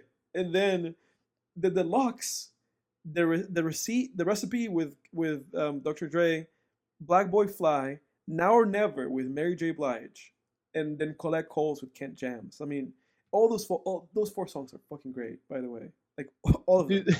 Dude, dude, everything before you just that initial like run of songs that you just named, like that any one of those besides maybe like Poetic Justice, Yeah, you could hear at a party, yeah. like a party. Like you go to a college party now and you can hear any of those songs, like Money Trees, Swimming Pools, like Backseat Freestyle. What's that? In my city, I Mad go, City. yeah, yeah, yeah, Yeah. yeah, Mad City, yeah, like, dude, any of those Man you down. get to hear at a Great party, song. man. Yeah. Like, holy shit, man. Unreal. So I mean, there's nothing I can say about it. It's I didn't particularly love the like Good Kid. Good Kid is the one song that I did not particularly love. And I didn't love like the album version of Swimming Pools Drank is the extended version of it. I didn't really Yeah. love like the extended version. I feel like the actual radio like 3 minute version is the better version. And then Good Kid is just I didn't really love Good Kid. I didn't thought it was a bad song or anything like that. Um, I mean, I don't have anything to say about this. He perfectly balances this album because this album goes from a song like Shireen, the first song, to Bitch Don't Kill My Vibe, and then Backstreet Freestyle, and then The Art of Peer Pressure, which is this song where he's just narrating him and his homies. I mean, the song's haunting, dude. It's like just how he keeps coming back to I'm just out with the homies, and then just painting this picture of just him and his homies going about town and robbing, committing crimes, and just this idea of just going along with what the other people are doing just because you're there with your friends, you know. Yeah. Brilliant song, brilliant. And then he goes into Money Trees, which is like again, dude, it's like so clever how he did it because it's like he's doing these songs again like Shireen and like Money and like the Art of Peer Pressure, where he's just telling you a story, you know, Mhm. again, dude, masterfully telling you a story. And then he goes like, I know that I spent 6 minutes telling you a story in song form, so now let's go and do Money Trees. Halle Yeah. Berry, and then you kind of, you get, so it's like he just perfectly did it. It almost seems like he was cheating because it's so clear. It's like, okay, slow, thought provoking story song, party song. Slow, but it's like, but it works, it works. It works perfectly. Yeah. And then Sing About Me, I'm Dying of Thirst. It's a 12-minute song. And it's such a powerful song. It's such a powerful song. Just this idea carrying through this song of the idea of like thirst and the idea of like young people or anybody in general just lacking direction, perspective in life, and being lost. Um, and then his performance is insane in that song. And obviously, the thing with this album and with Pimp a Butterfly that they're very religiously motivated. Where the song ends with like this person basically telling the viewer and these people in the song basically saying like accept Jesus Christ into your life. So it's a very religiously themed and heavy song, but it's still a beautiful song, and it's still like an extremely powerful song. I mean, Jesus Christ, I cannot believe somebody came up with this thing, and that he executed it the way that he did. The G Funk through the album, the very forward thinking production. The album feels ageless, um, and then the elements of jazz here and there just make it Mhm. such like a just entrancing listening experience. The song "Real" with Anna Wise is perfect and beautiful because it's just encapsulating this ongoing story. Because this album really is just about him, and like his struggles that he's having.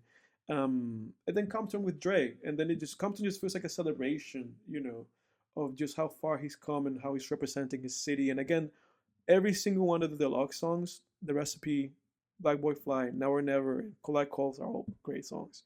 Um, 10 out of 10. I don't really have anything.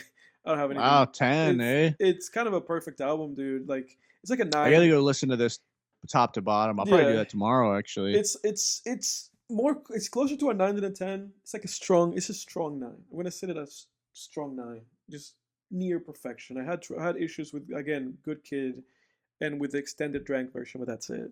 Um, I yeah, can't picture Good Kid. I don't know if I've probably heard it, but I can't remember that song. But I'll probably go listen to it tomorrow in that yeah. case. Because, dude, like honestly, it's hard to remember a time where or imagine a time even like when this album didn't exist because it's just been so influential. Mm-hmm, Like, I mean, I'll be damned if I don't hear like Backseat Freestyle monthly, mm-hmm, from somebody mm-hmm. somewhere, whether it's uh get together, someone playing it in the car, a party, like wherever it is, dude. A freaking, music festival where the Mm-hmm. act hasn't come out yet and they're just playing music. Like you're gonna hear Backseat Freestyle or, Mad City like somewhere, man. It's And it really feels like too, like before this album came out, like who did we really have before Kendrick? It was like Wayne. He mm-hmm, was like the big guy, mm-hmm. and, like, I love Lil Wayne, but, like, I don't he's not quite at that level of he's No. not at that level of profundity that, like, No, Kendrick no, is. the Not stuff's at deep, all. man, and it's. I Yeah. can understand how people, because for Kendrick, it's always like it's either To People Butterfly or Good Kid, Mad City. It's always like a toss up. To some people, this is the best one. To some people, Yeah. it's To People Butterfly, and I can understand that because both albums are concept albums, and both albums have this story and narrative going through them. Um, the guy just puts so much effort into it, man. It's like the amount of effort and dedication, thoughtfulness that he put into these albums is mind blowing. That somebody really just put that much like thought and dedication to music, Or Yeah. we're so used to music just being so bland and so whatever. Yeah. Yeah, dude, props to that guy. Um, Changed 2015. the game, man. No, he He did, really dude. changed the game. 2015. Because as influential as other artists were, like Lil Wayne, I know Lil Wayne was super influential, Mm, even on Kendrick, by the yeah, way. yeah, That's not lost on me when I yeah. say this stuff about Wayne. Like, I love Lil Wayne. He used to be in my top 5. Lil Wayne was my gateway drug to hip hop 100%. Yeah. As a 10-year-old, Lil Wayne was it for me, dude. Like, Mm, fr from 10 till, like, through my teenage years, like, Wayne was what got me into hip hop 100%. There's not one other artist that I can say got me into hip hop other than Lil Wayne. mhm, But as influential as other artists were on kind of the mainstream, like Kendrick was not necessarily like influential on any sort of mainstream sound, but he really took hip hop back to like that level of profundity where it was like, okay, hip hop can like win, Pulitzer prizes, and hip mhm, hop is like, mhm, and I'm not saying he's the only one, but he bridged the gap. This is what he did. He bridged the gap between alternative hip hop and mainstream hip hop. That's what he did. mhm, mhm. I agree. I agree. And it's fascinating too that he had such a beautiful run because again it went from that, from Good Kid, Mad City to Purple Butterfly to Damn, Yeah. but Crazy run, man. I did not get to them. I only got to Good Kid, Mad City and listening to those. I listened to those first four albums of his, but with Good Kid, Mad City, 2015, so 3 years after. I mean, to Purple Butterfly, 3 years after Good Kid, Mad City. Um, Again, I mean, what can I say about this album? This album is number one on Rate Your Music as the best album of all time. You know, So you did get to Pimp a Butterfly? yeah, everybody gave Okay. everybody gave it a 10. Fantano gave it a 10. Again, number one album on Rate Your Music. It won Best Rap Album. It lost to Taylor Swift for Album of the Year for whatever reason. I'm Yeah. gonna I'm gonna run off the titles again. Wesley's Theory with Thundercat and George Clinton, For Free Interlude, King Kunta, Institutionalized with Anna Wise and Snoop Dogg, These Walls with Anna Wise and Thundercat, You, All Right, For Mm. Sale, Mama, Hood Politics, How Much a Dollar Cost with James Fauntleroy and Ronald Isley, Complexion with Rhapsody. The blacker the berry, you ain't got you ain't gotta lie. Mama said, I and Mortal Man. Mortal Man hits, dude. No deluxe Fuck. album. Hour and a half, hour and 20 minutes. Just bangers. I mean, Yeah.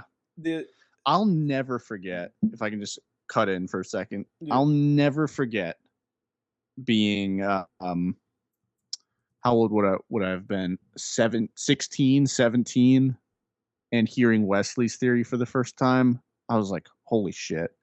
yeah, Like that opening little jazz number, and then it just becomes like another song, and it's like, yeah. dude, so good. Oh my god. Dude, it's this. I mean, these songs are insane. Like you said, just like how the songs transform I mean, the whole album. Not a note of contemporary hip hop in this whole album. It's just G funk and jazz. Just G funk and jazz and drums. The whole album, and it's just this free flowing, ongoing narrative. You know, this ongoing poem of Kendrick. You know, the whole um, what is it? Fuck. Now I forgot. I've heard this thing like 20, 30 times. You know, I heard that you were misusing your influence. You know, you were conflicted, whatever. The ending, like you said, Mortal Man with Pac at the end. Oh, It's insane. I mean, the album is insane.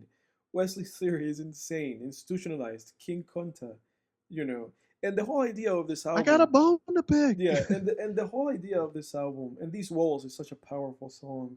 Um, the whole idea of this album just being, you know, telling telling people of color, telling primarily, you know, black people, African Americans, you know, hey, believe in yourself, you know, have love for yourself, you know, empower yourself, you know, and then just painting these ideas, these thoughts, these very complicated ideas into these songs.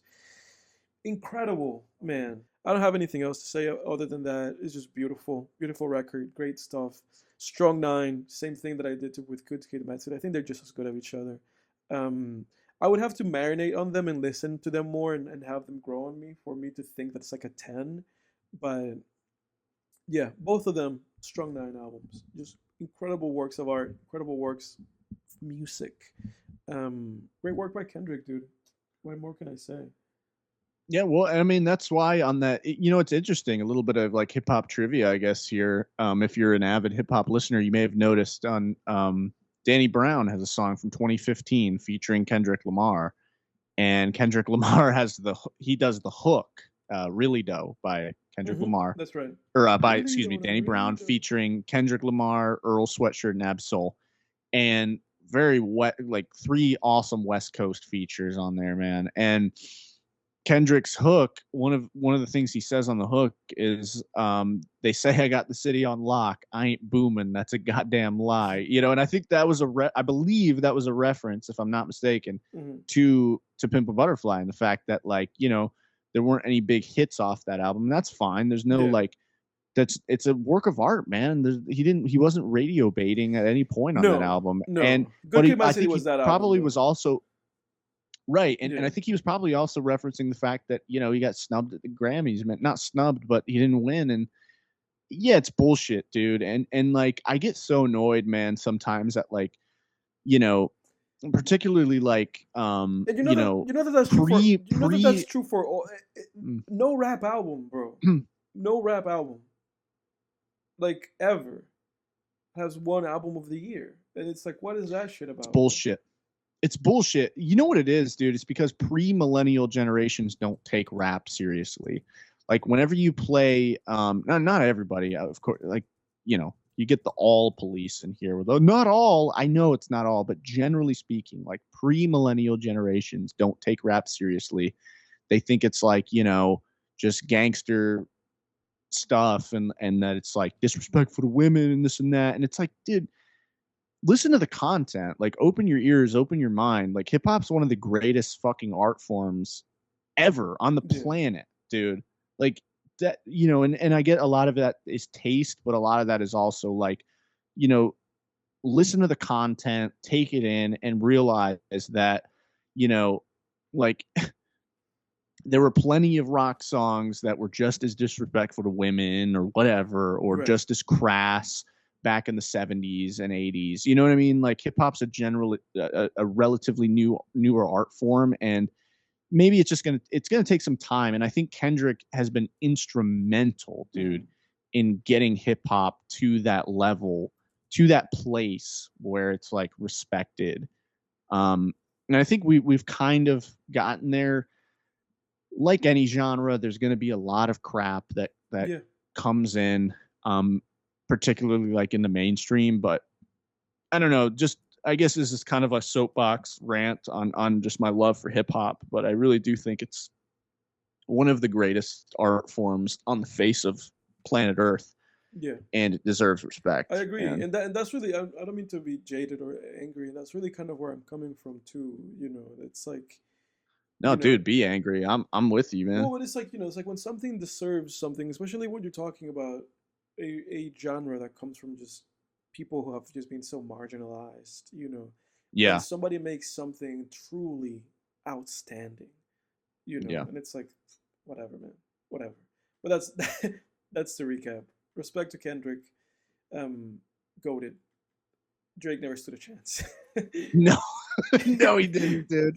He never stood a chance. That guy's crazy. No, but hey, props to Drake on the topic of love for hip hop. Like again, props to Drake for also being instrumental in at least bringing hip hop to the mainstream, 100%. furthering hip hop's move to the mainstream, as with a lot of artists. But because it's such a great art form, man, and I'll be listening to hip hop daily probably until the day I die. To be Oh, honest dude, with you, man.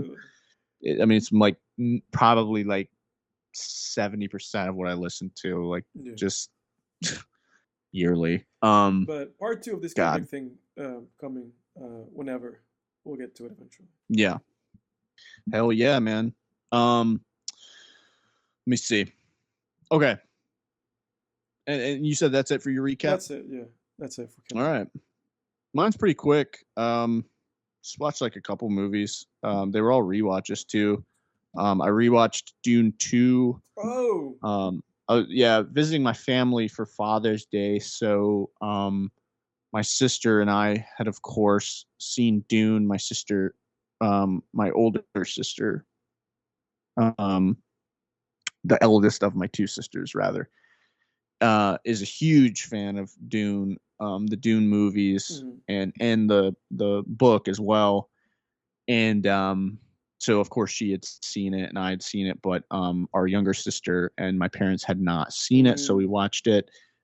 Yeah, fantastic experience. Still a mhm. 9 out of 10 for me. Like, man, Dune 2 is just a blast, and nothing more to say. We did an episode on it, Yeah, so yeah. go back and watch that. And then and then last night I'm still in town visiting my parents, so last night my dad and I we wanted to do like kind of a fun summer movie, so we actually rewatched Superman 2 with Chris what's his name, Christopher Reeves, Yeah, is that Christopher his name? Reeves. That's his name. Yeah. um Christopher Reeve. So it's funny, like my dad hadn't seen it in forever. I hadn't seen it since I was like probably, man, like first grade, or like, no, maybe like fifth grade actually. And it's funny because there's a lot of great stuff in Superman 2. That was the at least film origin of the character General Zod, Mhm. played in Man of Steel by Michael Shannon. Um, what I'll say is this: a lot goofier than I remembered. The Mhm. memory I have of this movie is really probably a movie that doesn't exist, or at least I thought, and I'm going to get to that in a second.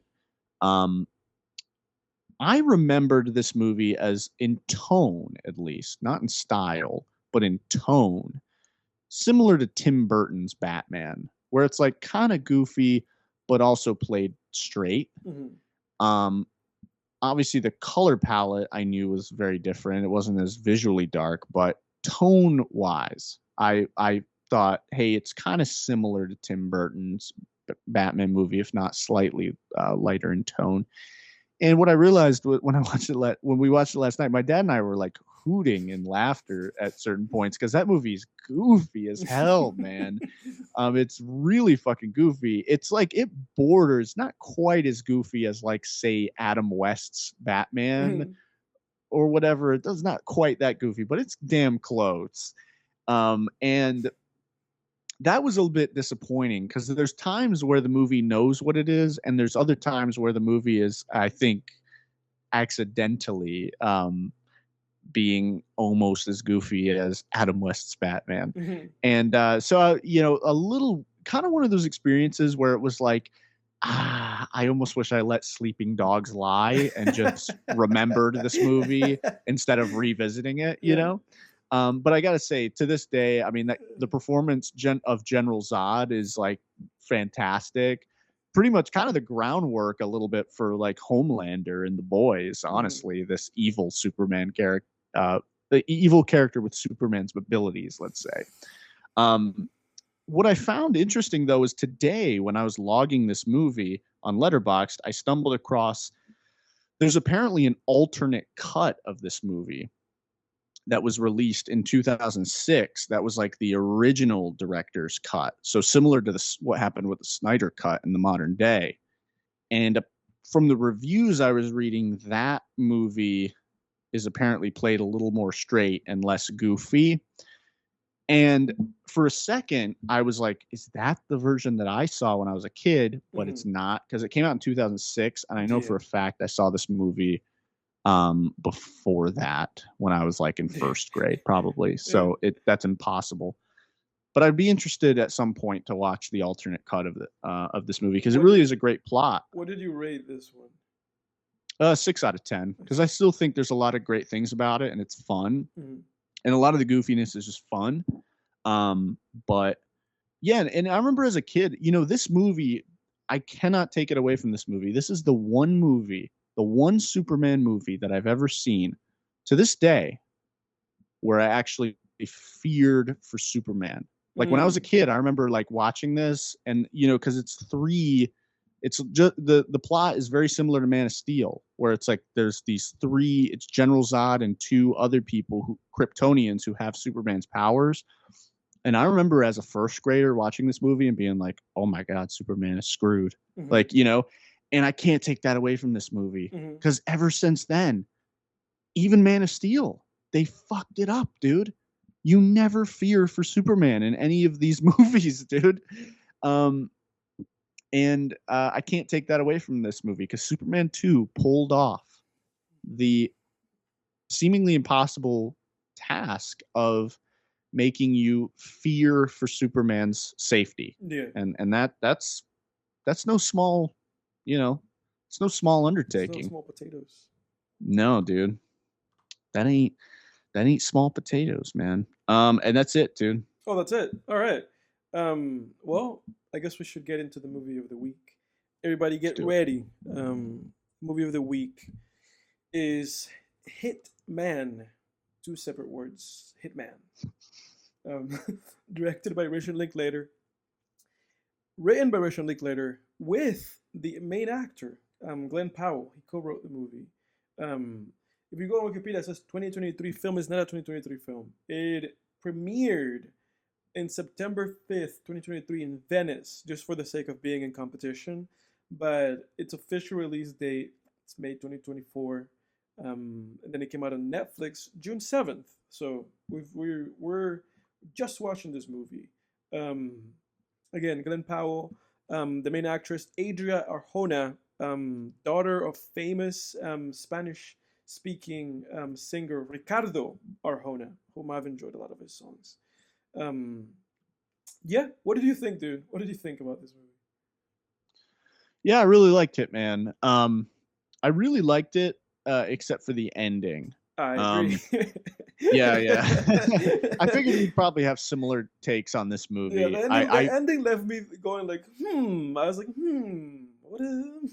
That was my thoughts. Yeah.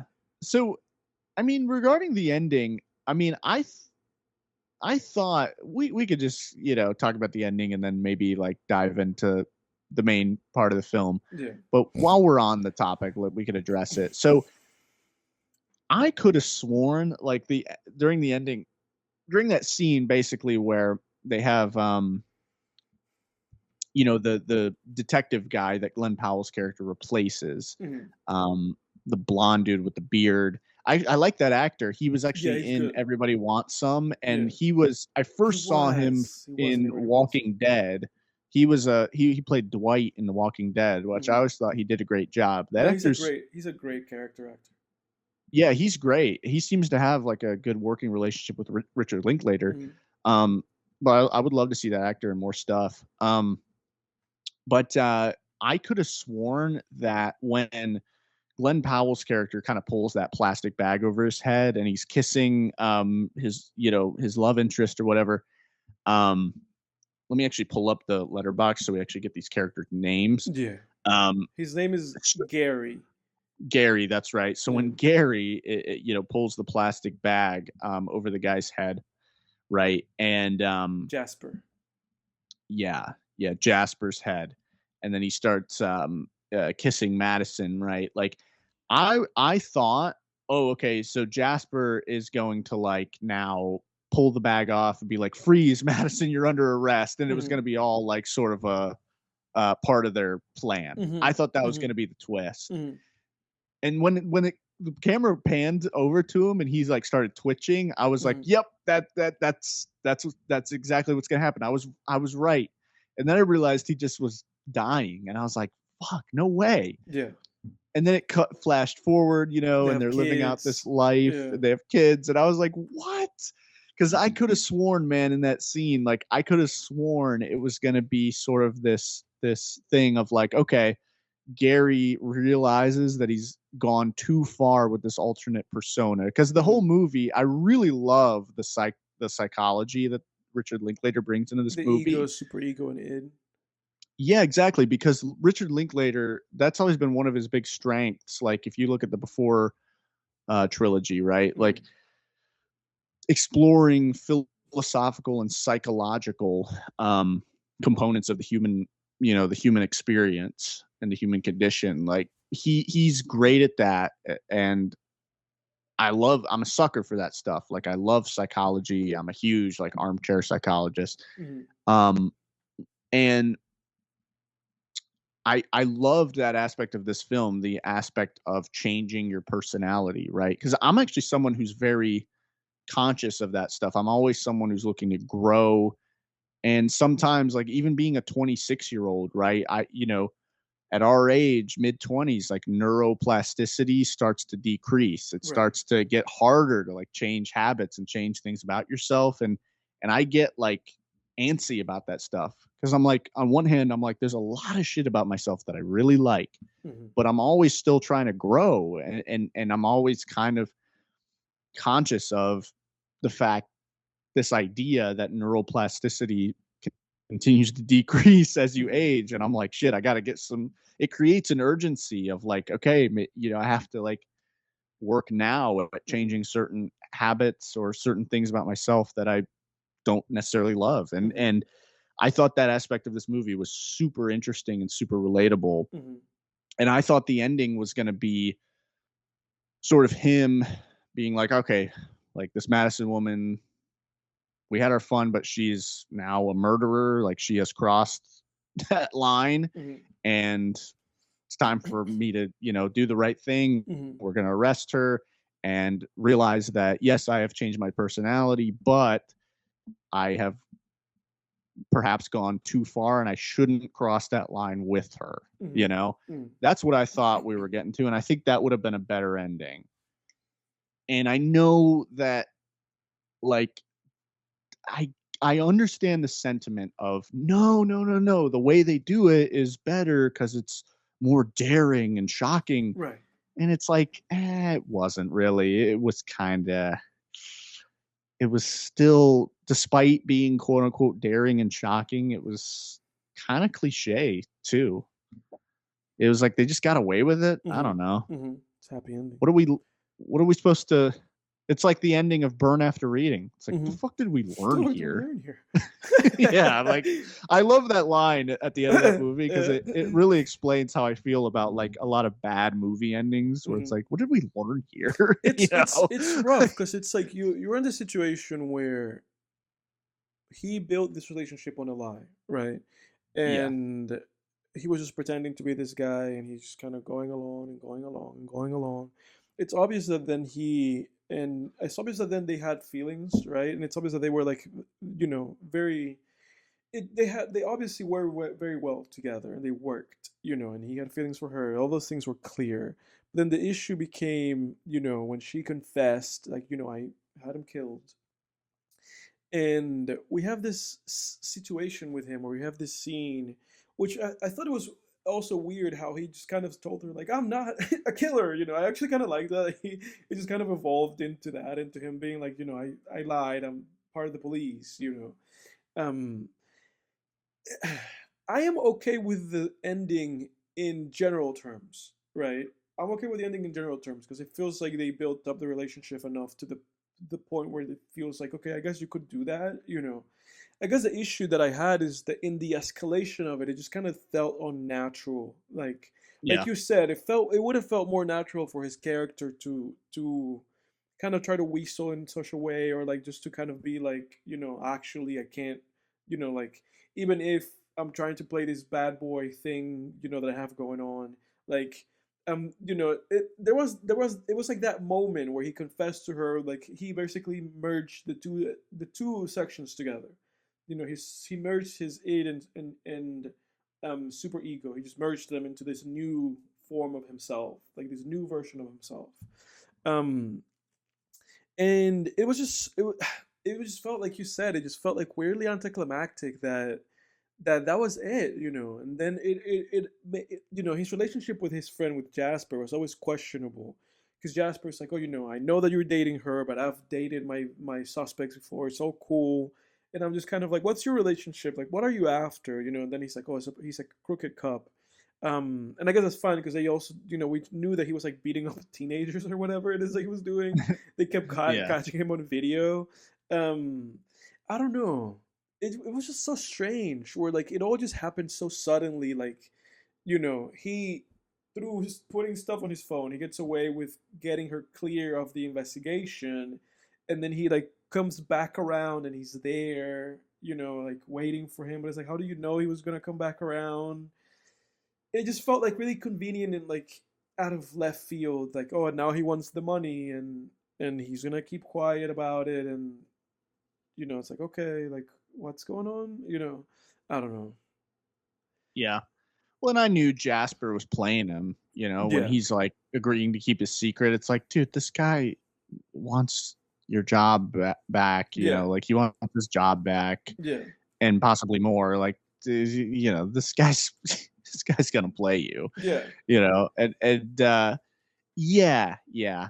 Um, what I don't know. What were some like what were some positives though about this movie that Well, I guess for you? um the biggest thing, like, I'm gonna stick to a negative for a second before we get into that. Okay, yeah, go ahead. But actually, no, we'll go about it that way. I I was very happy to see that Richard Linklater seems to be back in power, or back in form, because it felt to me like he had kind of like a little bit of a relapse in his career, not a relapse, like a little bit of a lapse in his career of quality. um because, I mean, as you know, Dazed and Confused, Before Sunrise, like School of Rock, Before Sunset, like it just felt like he had like a very clear trajectory of the kind of projects that interested him, the kind of things that he was making, and obviously he was very much like a very like intellectual, existentialist, like filmmaker. It just kind of feels to me like he kind of deviated, because then he made Before Midnight and Boyhood, so he kind of had that back to back, like swinging big, and then after Boyhood, Everybody Wants Some. That's like three movies that I really love. Before Midnight and Everybody Wants Some in particular, I really love those movies. But then he made Last Flag Flying, which I thought was kind of like a dud. The one with Bryan Cranston and Lawrence Fishburne. I didn't Um, see that. and then he made Where Did You Go, Bernadette, which I think is like a book adaptation, which flopped horribly. Didn't Didn't do see it. anything. Yeah, nobody saw that. Like, it had an $18 million budget, and it made $11 million in the box office. Like, and that was back in 2019. He made something called Apollo 10 and a half, a space age childhood, like some kind of animated thing that he did for Netflix in 2022. So I guess the picture I'm trying to paint is that it seems like he did Everybody Wants Some, and it felt like he was just like on the decline, if that makes sense. I wasn't interested in his projects. Last Flight Flying was very underwhelming, disappointing, not good. Um, and then with Hitman now, it kind of feels like he's back to form. Like it feels like this is like a return to form. This feels like what Fincher did with his Hitman movie, uh, The Killer. Like it just feels like a return to form. Like you said, return to kind of like waters that he's navigated before, with exploring the psychological elements of the characters, having this romantic pairing, having those usual Linklater shots of walking steady cam shots. Like it just kind of feels like he needed to go back to his element, and he co-wrote this with Glenn Powell, and I felt like that kind of gave him like a boost of youth and energy that I think he needed. So I think the script has those elements. I also like the whole hitman, like analyzing people on Facebook and trying to become like the hitman for them, like to be this believable like picture of what that person would think a hitman is. Yeah. Um, because he Yeah, introduces the this movie movie. was like a psychologist's wet dream Yeah, because too. he introduces this movie with this idea of like hitmans are fictitious. Everybody has like an idea in their head of what a hitman is, and then he's like embodying that. I enjoyed it. I thought the very first scene of him kind of just improvising being a hitman was very clever. Um, I also liked like how he had to go to court and kind of live that out too, because I was like, when you're doing this kind of stuff, you're creating a lot of enemies, and you're probably gonna have to go to court. So I enjoyed how the movie was kind of following through, like big with everything. Yeah. Um, and then I saw, I believe the relationship that he had with Madison. I believe the relationship that he had with her and Glenn Powell. I thought he was great in embodying the character one of Ron. Very believable performance of him, of just a very confident guy, and then very believable acting out of this like hitman things. Obviously, all of that was supposed to just be like darkly comedic, and I enjoyed it. Um, that's it for positives, honestly. Props to Richard. I think he's back in terms of being like craft and narrative. Props to Glenn. Good performance. Believable romance. I was with this movie all the way through. I was not bored. I was following through. Um, Yeah, it's very it's engaging. very engaging. It's almost similar to School of Rock in the sense of the idea of this guy living out this lie, and you're just waiting to see it kind of come crashing Come down. crashing down. Yeah. I feel like he definitely used a lot of the same writing techniques from School of Rock in a Mm-hmm. really good way, Mm-hmm. where it's like this dude just basically being someone he's not Yeah. all day, Yeah. or like for many hours of the day at least, Yeah. which I thought was really well done. And yeah. I really liked like No, that it was based on somebody that seemingly Richard Linklater too knew this guy named Gary Johnson, which seemingly was like a real human being who did those things, which I yeah. thought was really badass. But I guess in terms of complaint for me, actually you go into your positives if you have No, no, anything other than what I have. not really. I pretty much second everything you said. I would say like, yeah, I mean the filmmaking was good. I didn't think it like stood out or It didn't anything stand out. though. No, it was It just definitely felt like a Netflix film. It looked yeah, like it was shot on a DSLR yeah, or for sure, whatever. for sure, for sure. It looked very Netflixy. Yeah. And at first I was concerned with that, but then that first scene where he first pretends to be a hitman in that diner or Mm-hmm. that restaurant or whatever with that guy, Mm-hmm. when that scene stretched out for many minutes, much longer than any usual mainstream kind of Netflix film would, Mm-hmm. I was like, okay, yep, this feels like an auteur Mm-hmm. Mm-hmm. solid film. Mm-hmm. So I'm with it. Yeah. But yeah, pretty much second everything you just said. I don't really have anything to add Yeah. to it. No, and I'm with you in terms of like kind of like that Netflix element of it. But like you said, I think Linklater he puts it to bed like pretty early on into the film, like kind of that those conventions. Yeah. In terms of visual fidelity, I think you're spot on though, in the sense that it doesn't take a lot of like risks in terms of presentation, like with lighting and with camera techniques. But No. like I said, there are certain scenes where, again, where it was like, oh, there it is, the steady cam, they're walking, the medium shot, there were scenes where I was just like, oh, it's Linklater, he's there, he has a pulse, Yeah. but Yeah. yeah, no, I appreciate it. Again, I mean, I love this guy. I love Richard Linklater.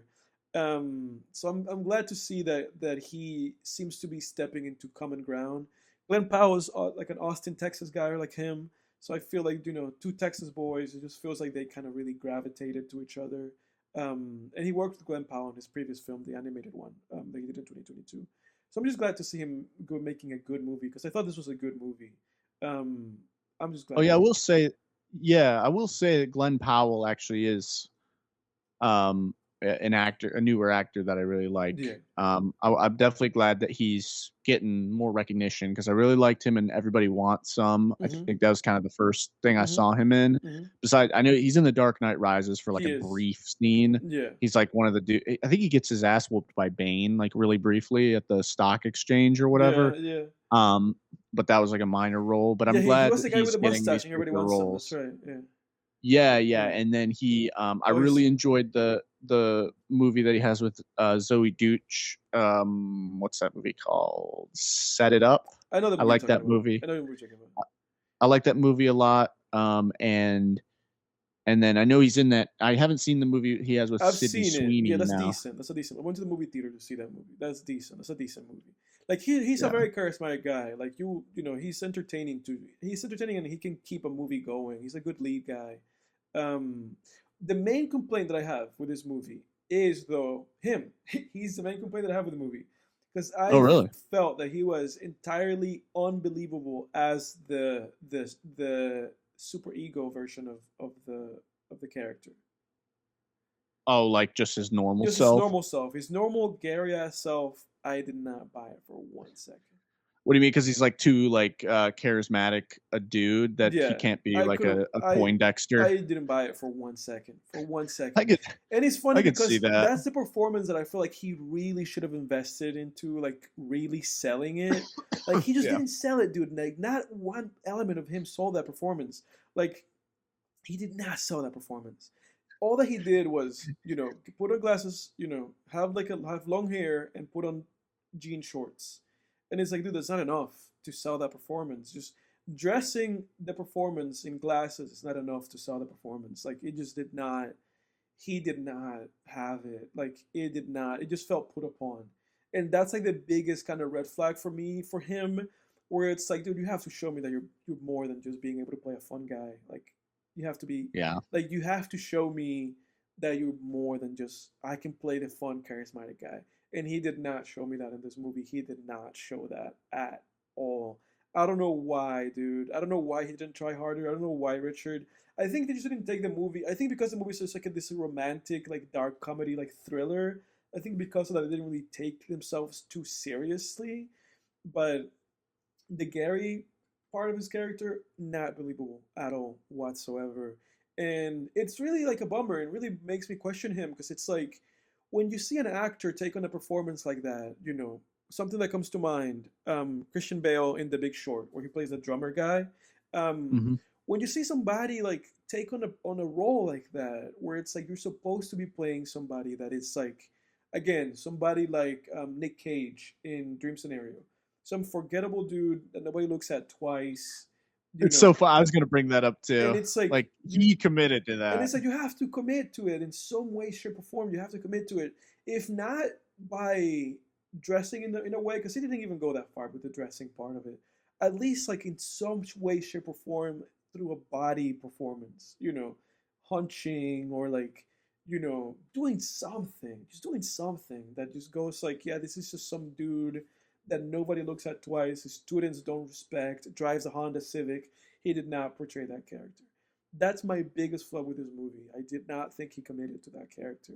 I think Glenn Powell was just excited to play the hitman, the hitmans, like the different cartoony hitmans, and to play the Ron like cool guy hitman. I think that's really all he thought about. Um, I thought Madison, what is her name? Adria Arjona? Is that what her name is? Let me see. Yeah, Adria Arjona. I thought she was great. Great performance. I'd never seen her in a movie. I know that she's a nepotism baby because I know that she's the child of Ricardo Arjona, that Puerto Rican musician. But she was great. I liked her in the movie. She was really fun. She played really well against him. Wasn't challenged, like in her performance, but I thought that she gave like a pretty good and like lively performance. Um, and again, I didn't buy the ending. It just kind of, to me, felt a little bit on like not entirely deserved. Came a little bit out of left field, and like you said, it ultimately leaves you questioning the movie whether or not you actually came out of the movie learning anything, or if that was really the right choice to make.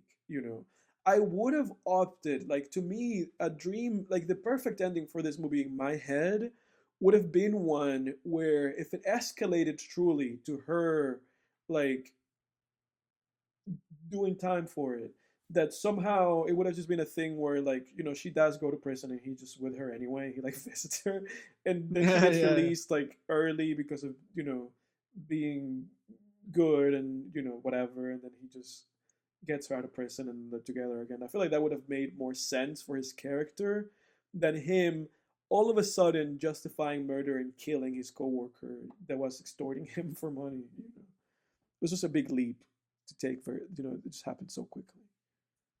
It did happen quick. You're absolutely right. I didn't even think of that really before about what you're saying about his performance as the Gary side of himself, but I think you're right because I think this movie actually would have been this movie could have been way better Yeah. and way more engaging and have way more um have given way more credibility to this whole idea of changing your personality if Hmm. the Ron character was like totally different. Like if Yeah. he was like Nicolas Cage in Dream Yeah. Scenario by day and then Ron by night, that would have been immensely Yeah. And satisfying. it just Because if wasn't. you think about that, that was the satisfaction. That's like the satisfaction of Fight Club or Yeah. Breaking Exactly. Bad or whatever. Exactly. Like And dude, Fight Club, it's so yeah. satisfying because it's like Tyler Durden is his complete Oh, dude, opposite, and and you're like, that's hell, such a when he starts going perfect. down that road, you're Yeah. like, hell And yes, that's like a even more perfect than Dream Scenario and then Bale and The Big Short, because that is entirely what this movie is. This movie is like a version of Fight Club because it's yeah. true, you know. And It's about again, rolling around in the yeah, mud, and again, I as think you've been a clean boy all your yeah. life. Now let's roll around in the Oh, muck a dude, little bit. and And to I didn't pump my fit. You're right. I didn't pump my fists when he turned into Ron because I'm no, like, you're already pretty cool, yeah, man. Like, exactly, exactly. And yeah, again, dude, to kind of harp on Fight Club, Edward Norton's performance in that movie is perfect. Even how he yeah, goes upstairs. There's like that really funny scene where he goes up the stairs yeah, with his man, shoulders just kind of like dead, just like this dead, like, hunched dude, down shoulders, just that's right. lifeless, just lifeless. And just lifeless and emasculated. And I know this movie specifically doesn't really concern itself with the idea of like masculinity.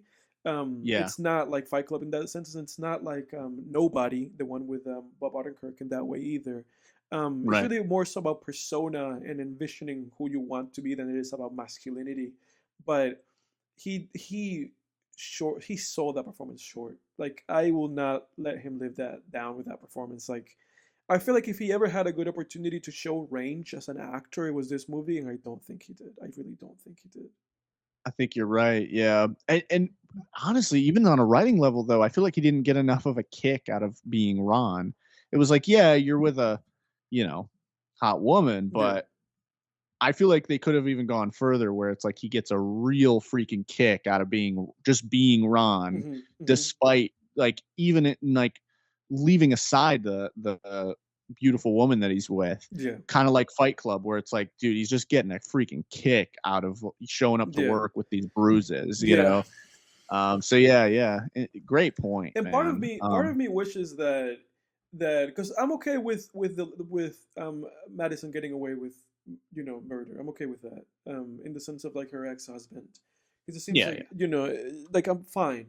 Like fine. I understand it. Cool. I'm not gonna fight against it. I wished that instead of like killing Jasper, because again that's like the biggest kind of thing that just stands out at the end.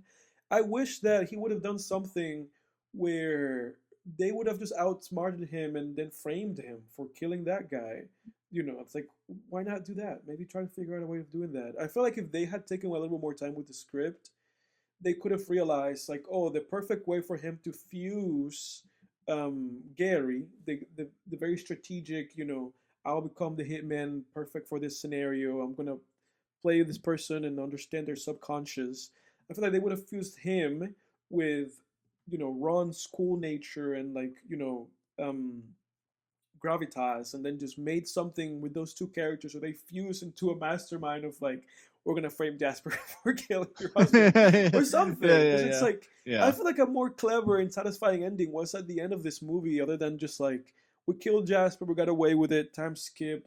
I am Gary Ron now, and then we have kids. It was just kind of like So too. It lazy. was just too lazy. It was just like. It was It was so just like lazy. it was just lazy. Like they really, it felt like they didn't know how to end the movie, and they just wanted to do something, like you said, like shocking. I mean, like, oh, they killed Jasper. Yeah. Yeah. Yep. So hey, yeah, no, I agree. I think we made some good points here, honestly. Yeah. What would you rate Hitman? Strong 6 to a light 7 for Hitman. I thought that it was a good movie all in all. Warts and all. I thought it was still a good movie. Yeah, I agree. I'm gonna give it. This is gonna be an episode where we agree. I'm gonna give it a 7. 6 points for being just super. Honestly, 7 points for being super um engaging. Like Mm. more than just mildly engaging. Like really It was really engaging. engaging. Yeah. 1 point for being very interesting on the psychological 100%. Freudian side of things, Yeah. but then it loses a point because of the flaws we talked about, so it evens out at a 7 for Yeah. me. It's a 7 for me. Just good movie, good time. Would show it to somebody. It's a good, like, hey, let's watch a movie and have fun. It's a good one of those movies. Oh, for sure, man. Yeah. It's a good date Yeah, I movie. agree with that. Yeah. It is a good date movie for Yeah. sure. Awesome, man. All right. Well, I that's it, I know I guys. know you don't have anything for next week, right? Yeah, I'm We'll gonna figure it keep out. it. I'm gonna think a little bit about it. Definitely, we're gonna do. I know we're gonna do a commentary next week. That much I'm certain on. Mhm. Um, Summer blockbuster of some kind. Maybe The we'll go Avengers. 80s action, 80s sci-fi, or yeah, maybe exactly. We'll go either 80s action, 80s sci-fi, maybe even 90s action or sci-fi, or maybe we'll just go like with something more modern blockbustery, Mhm. but something summer blockbuster to cap off the mid-season. You know, throw us into summer, Mhm. and then that'll be a wrap on the mid-season of season 2. Yeah. So that's it, guys. Stay tuned. We're out. Like someone from Tangents. See ya.